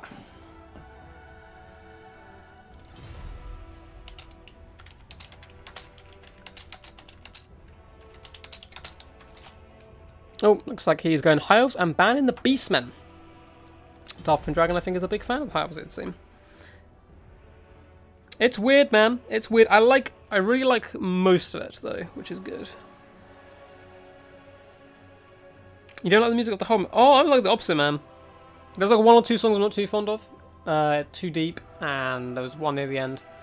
But for the most part, it's pretty fun.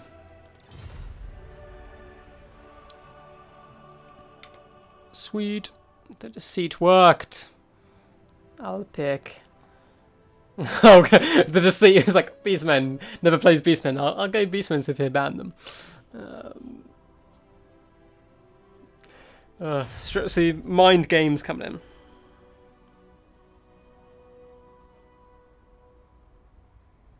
Mostly want to hear an Eminem album. I'm listening to Eminem album, not feats all the time. Yeah, I do. I still really enjoy some. I preferred it much of this one. His last two, I preferred a lot more to the Revived and stuff, like Kamikaze and Music to be Murdered by was really good fun. Then I'm a little bit of a nerd for wordplay and stuff, so I think he's got better with wordplay as he's got older. But I think his older music is a bit more enjoyable as far as like song creation goes. So anyway, back to the Total War. We have Lord Zeus picking up Vampire Coast. He is disgustingly good with these guys. But this map looks horrendously horrible. With lots of hills and trees and stuff. I'm not sure how effective they're going to be. But we'll have to wait and see. So we have the Regal High Elves up against the Vicious Undead. Darkness is amazing. No, the video is so good. Yeah, that song's like... I've heard like nothing but praise for that song. I know it's a real like touchy subject for people in America and stuff because it's about gun control, but yeah. Good to hear your thoughts on it though. Yeah, we won't talk about that album. That album doesn't exist. We don't speak such names.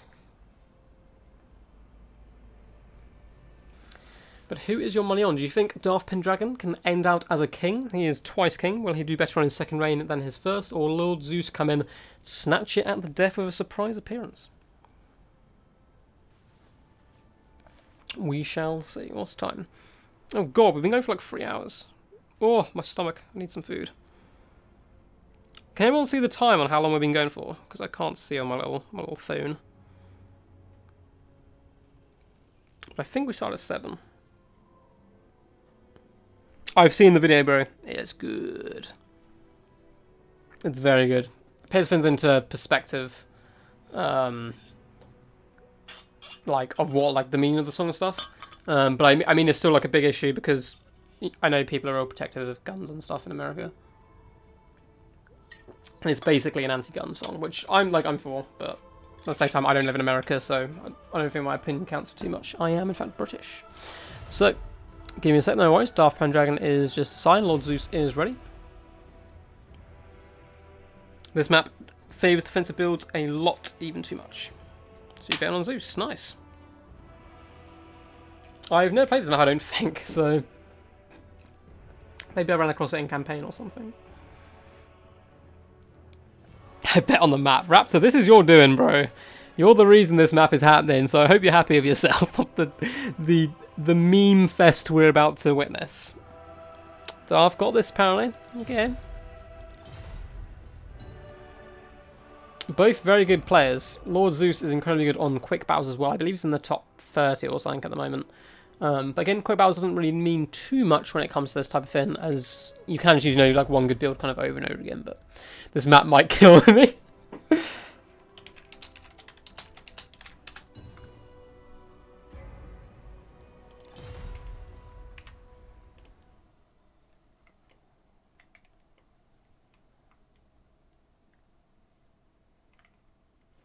Cool, just checking Discord. Looks like we're all good.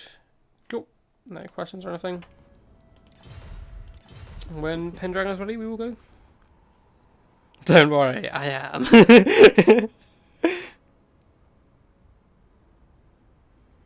Don't ever listen to him when he suggests maps. I'm just saying, like, he asked for the map like a couple of rounds ago. I was like, I should do it for the last round. So steps of issue it is. Don't ever listen to him when he suggests maps. I mean, I feel like that's an internal dispute you two are going to have. See who's right on that. This could be a great map. I've played it before. I trust Raptor has chosen a fair and evenly balanced map for all to participate in. Altar of Ultimate Darkness is very good. Apparently there's some really weird campaign maps where like there's like a river between you. Like you can't cross, so you just shoot each other. I haven't come across this. Or like all tree maps. Like the whole map is trees with wood elves and stuff. Which is pretty fun. But yes, this is going to be the final game. So if you guys have any questions that you want to ask me, feel free to ask now. If you want to participate in future tournaments and stuff, message me on Discord. I'll add you to my own one. And we'll get you guys involved. Mr. Geese Howard as well. If you want to participate in future ones like you did today, just send me a message and I'll get you in. he asked this map. Oh shit, I'm not paying attention. Go. He asked this map because he played on it and lost as a rush build and he hated the map.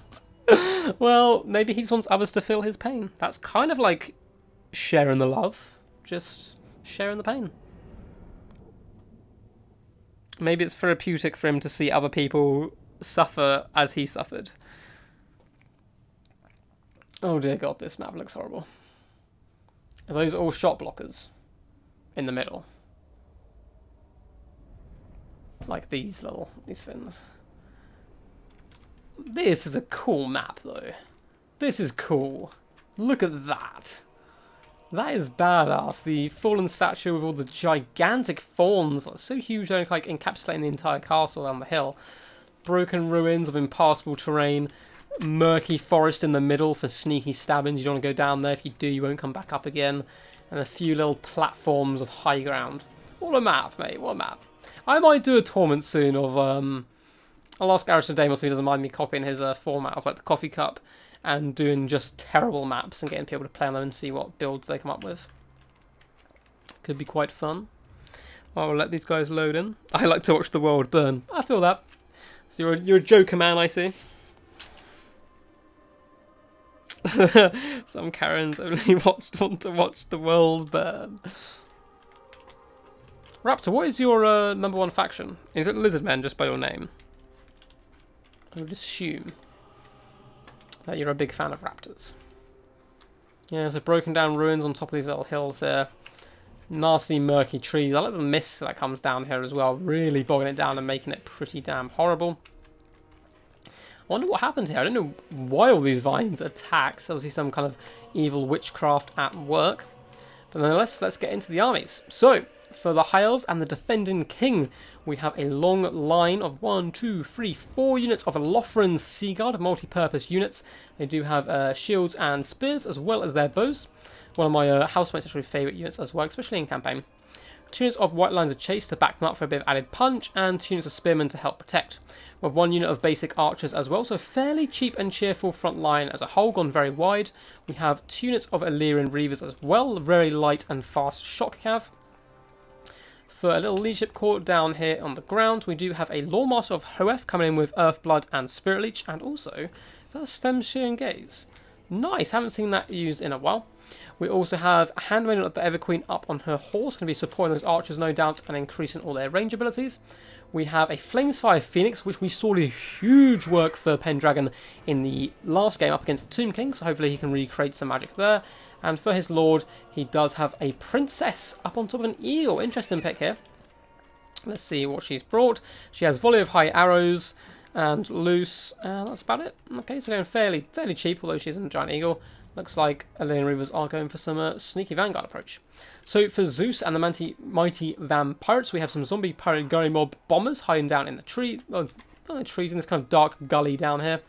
And all across the front line, he's gone very huge amounts of zombie pirate gunnery mob bombers, all the way down, mixed in with zombie pirate gunnery mobs. Backed up in his kind of combat line, we do have some zombie pirate deckhand mobs, mixed in, oh, people getting in the way there, with Tide, as well as another unit of zombie pirate deckhand mobs. So fairly light on the infantry, and tons of guns and bombers though to support. We have Fellbats up in the sky, 2 units in fact. We have Count Noculus, it would seem, up on top of his horrifying contraption here, going to be shooting some nasty cannonballs in. He has brought Wraith Storm, Arcane Conduit, and Invocation of Mahek. Very nice over there. And, oh, the plays!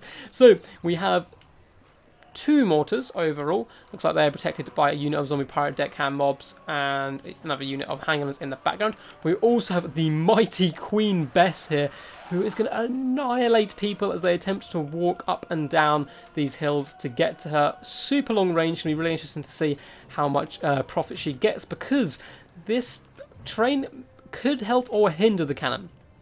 It's going to take a long time, it's going to bog down the High Elves, and they have such a trek to get there, and it's up on the high ground. However, it's going to be quite hard. Queen Bess isn't the most accurate, and there's a ton of shot blockers, trees, and whatnot, which could put that in jeopardy a little bit.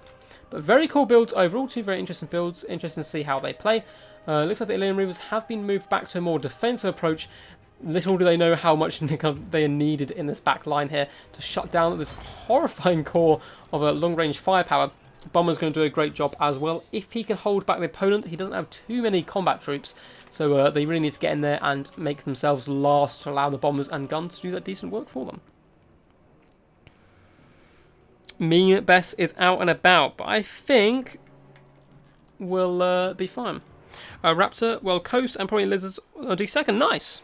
Nice. So, what do you think of this Vampire Coast build? Especially on this map. Looks like he's taken the gully fully now for forcing all his troops back. So he's really going to be defending this little kind of corner here. Not corner camping though. As you can see, there's plenty of room all the way around. We do, however, play the attacking role, but Queen Bess is instantly going to be able to fire some shots anyway. So it's all good. Looks like Spearman. Tunes Spearman right in the back there by Darth Pendragon. Looks like Zeus is ready. Just I don't know if he's forgotten about those guys.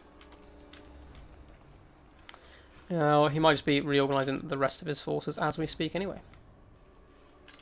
Who is your money on now you've seen the matchups? I think this is going to be a tough nut to crack, personally, for the High Elves. They have a long trek, and Queen Bess can do some huge damage, but at the same time, it doesn't have the best targets. Not that much elite troops. I mean, maybe hit the white lines of chase, and I mean, at least doing damage to Lothran Seaguard's good, I suppose. But is she firing now? It looks like she can't see straight away. Felbat's army moving forward to be attacking and try and spy out the opponent a little bit. Have a little look and see what's about. Queen Bess does launch her first shot up into the air. It is going high, and it's probably actually aimed at the princess, which isn't the best target here.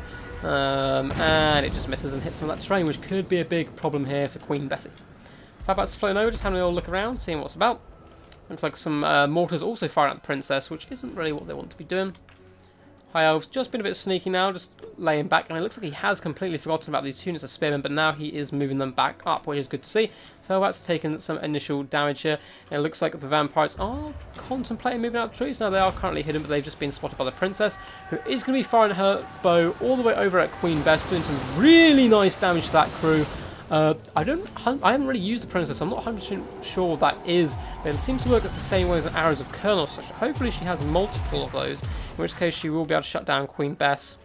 Looks like it is probably the volley of high arrows, causes armor piercing damage, good penetration long range, and it looks like it does regenerate, and she has it multiple times, so one more shot like that and Queen Bess will be going down, which would really force the hand here of the vampires. But as we see, Queen Bess is now flinging shots into more targets she kind of wants to be aiming at, but she does miss the Lothran Seaguard here, unfortunately. Felbat's floating around, getting chased off by the princess as we speak, and this is going to be a slow and tactful game, I feel, with a lot of ammo probably going to end up being wasted by the vampires as they attempt to hold their defensive position.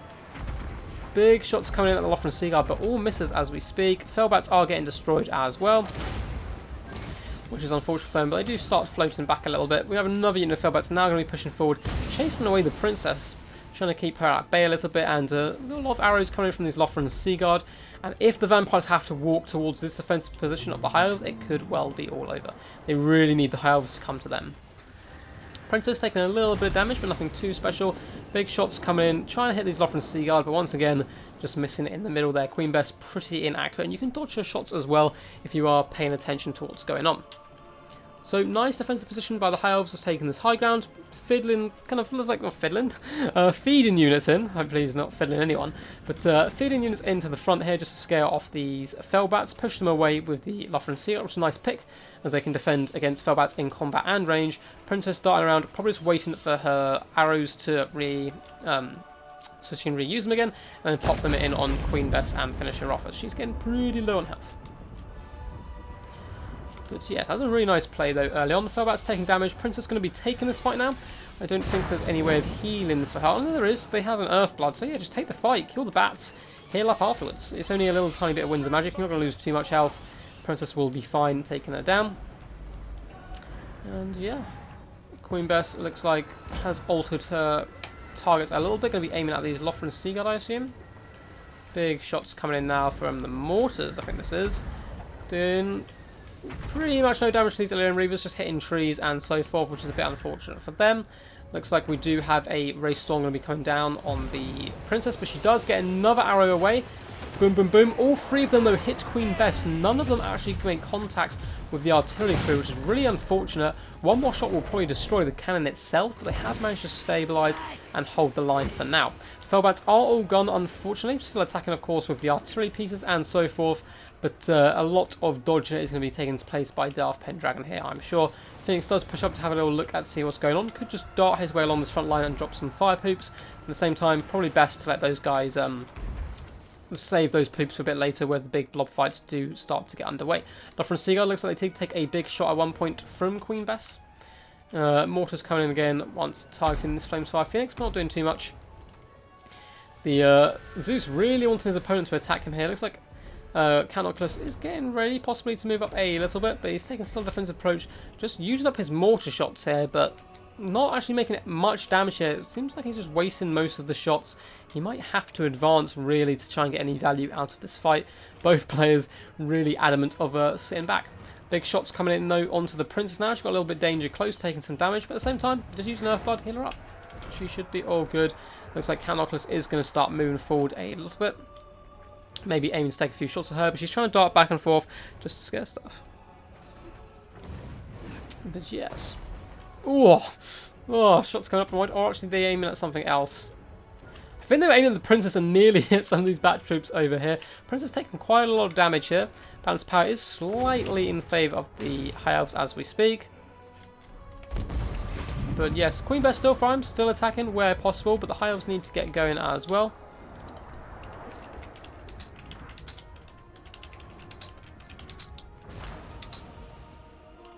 She's shooting her arrows for now, but she's a single NC, so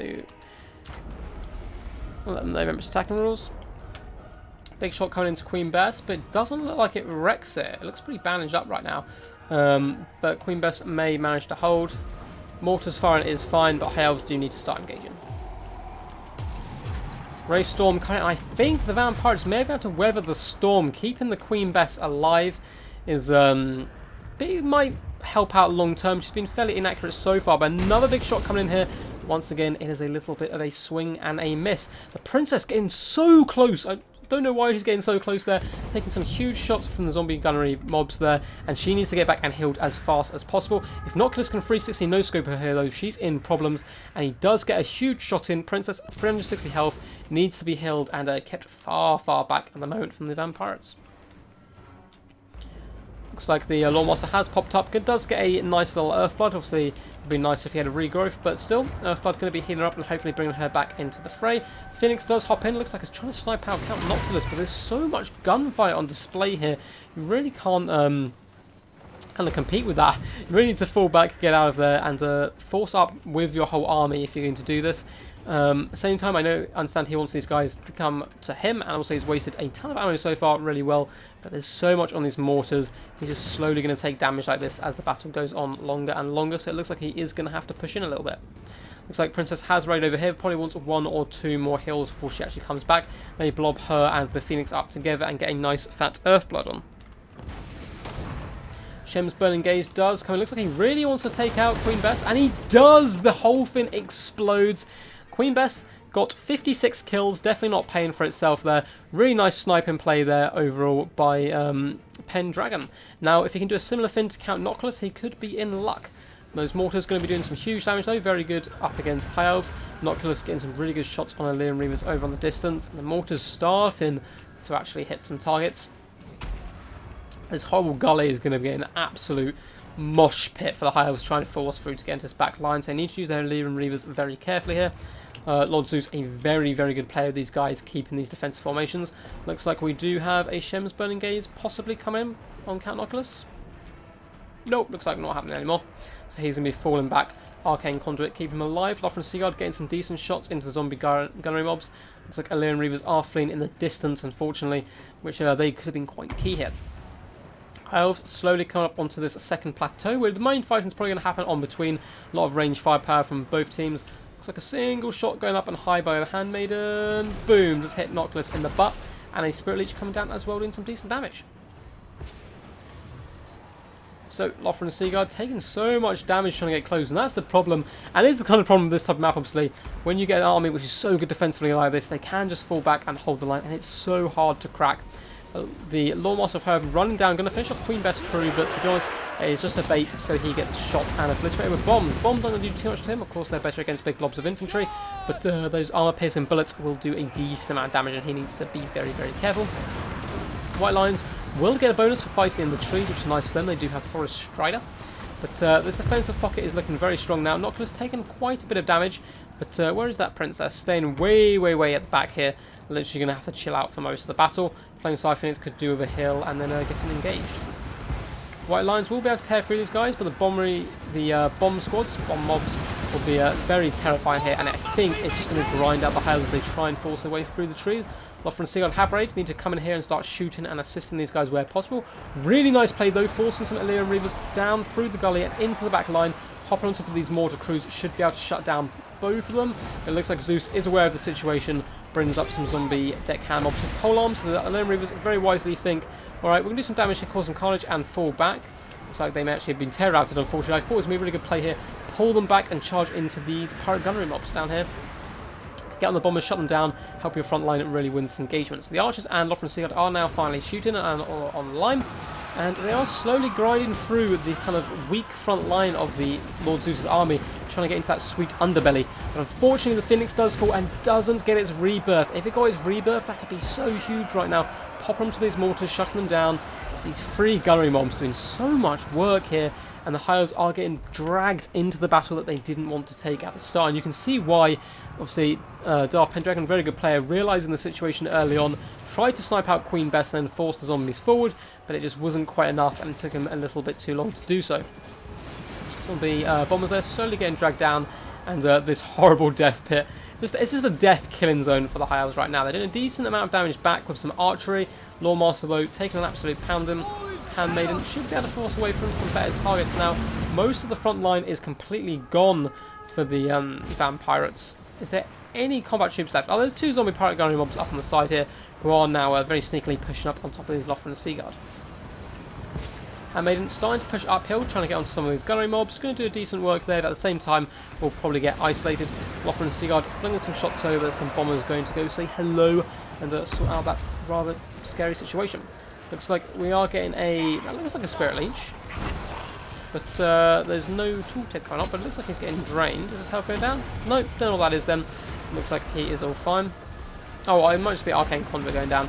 Looks like he is going to combat with the Lawmaster, trying to finish him off. Balance of power slipping further and further out of the King's hands. And it looks like Zeus is going to end as the King of this tournament, coming in and winning the last game. Princess desperately being thrown in here, trying to protect Lothar and Sigurd. They have the zombie polearms. Really not where she wants to be with only 500 health, as those guys are quite terrible. Looks like we have an Earthblood, keeping the Swordmaster fighting, keeping the Handmaiden fighting. They're trying to snipe out Noctis here. Don't think those guys are going to have the punch. The rest of the half army is in retreat, falling back in a disorderly fashion through this horrible murky swamps here. Looks like the Lothar and Sigurd going to be able to probably finish off these bombers. Possibly with them spread out, but who knows, if bombers get close they can do some real damage there. Princess has fallen back. It's going to be army loss setting in soon, and I can't see this ending well. Noctis merely strides away from the Lawmaster, shows him his back. He is not worthy to face the mighty Noctis. Of course, the Handmaiden can keep up with him, so he's going to be forced to deal with him there. This hero core really being the only thing that is holding this High Elf army together. We do see a zombie gunnery mob summoned as well, which is going to be able to fire into the back of this Lawmaster and finish him off. Or in fact, finish off this Handmaiden first, allowing Noctis to back off and just chill out with the bros. But it looks like that is going to be game. So very tactical game there. A lot more of a slower paced game. Really well played. But tough game. No, Warden, you've literally just missed the stream, bro. Hope you had a good sleep though. But you've literally just finished. Don't worry, the whole video will get uploaded. It will take between like an hour and a half probably. One of this length before it goes up. But then you can watch the whole thing. But we've just had a King of the Hill where Darth Pendragon has just been felled by the mighty Lord Zeus.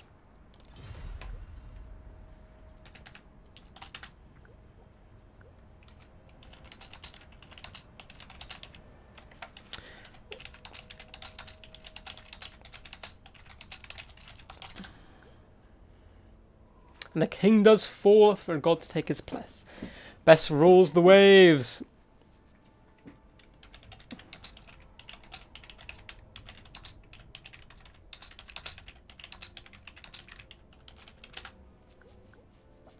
It was an interesting game. Very tactical, but a lot more slow paced. But still pretty damn fun. GG's all around. But, so that was the last game.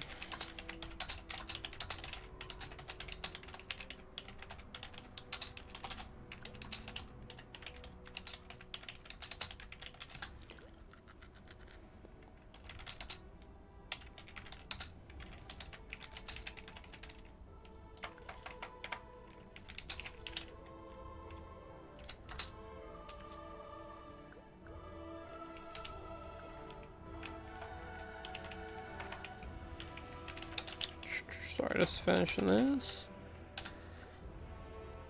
No worries. Thanks, Plan.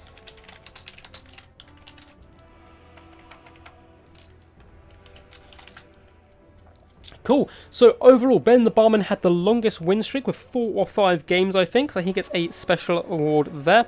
But at the same time, don't know if Vampire's build was legal. We're not doing tournament rules. I'll explain in a second. But overall, Zeus does go down as king. So it is legal, I believe. And hello, Cartoon Empire. Nice to see you, bro. But in the King of the Hills, all I do is unit caps and the attacking rules from the Warhammer Cup rules. That is because we try and get as many new players into these as possible and get them involved in a semi kind of, serious tournament setting. When I host my tournaments, which I tend to do once a week, the Big Death before Dishonored and so forth, then we have the full set of rules. Sorry, a little bit of a burp there. But yes, Zeus, very, very competitive and good player. I believe he got to one of the semi-finals soon for Turin's ECL, so he tends to build mainly competitive builds which are like legal. First time I've seen bombers do work. Man, they can be good. You should check out, is it King of the Dead on some of his videos, like on Turin's channels? I think he has a Twitch as well. He loves bombers and he makes them work so well. But yes, thank you guys for tuning in. Hope you guys did enjoy. It'd be nice to have a couple of you guys back next time competing as well. So if you guys did enjoy, please do give a big old thumbs up on your way out the door. And if you're new, welcome, welcome. We do this type of thing weekly. So King of the Hills, tournaments, multiplayer battles. Hopefully going to be carrying on with campaign. I've been a little bit lackluster on there, unfortunately. Yeah, and all that good stuff. So feel free to subscribe and stick around. Most importantly, guys, thank you for tuning in. And until next time, stay awesome. Peace, peace.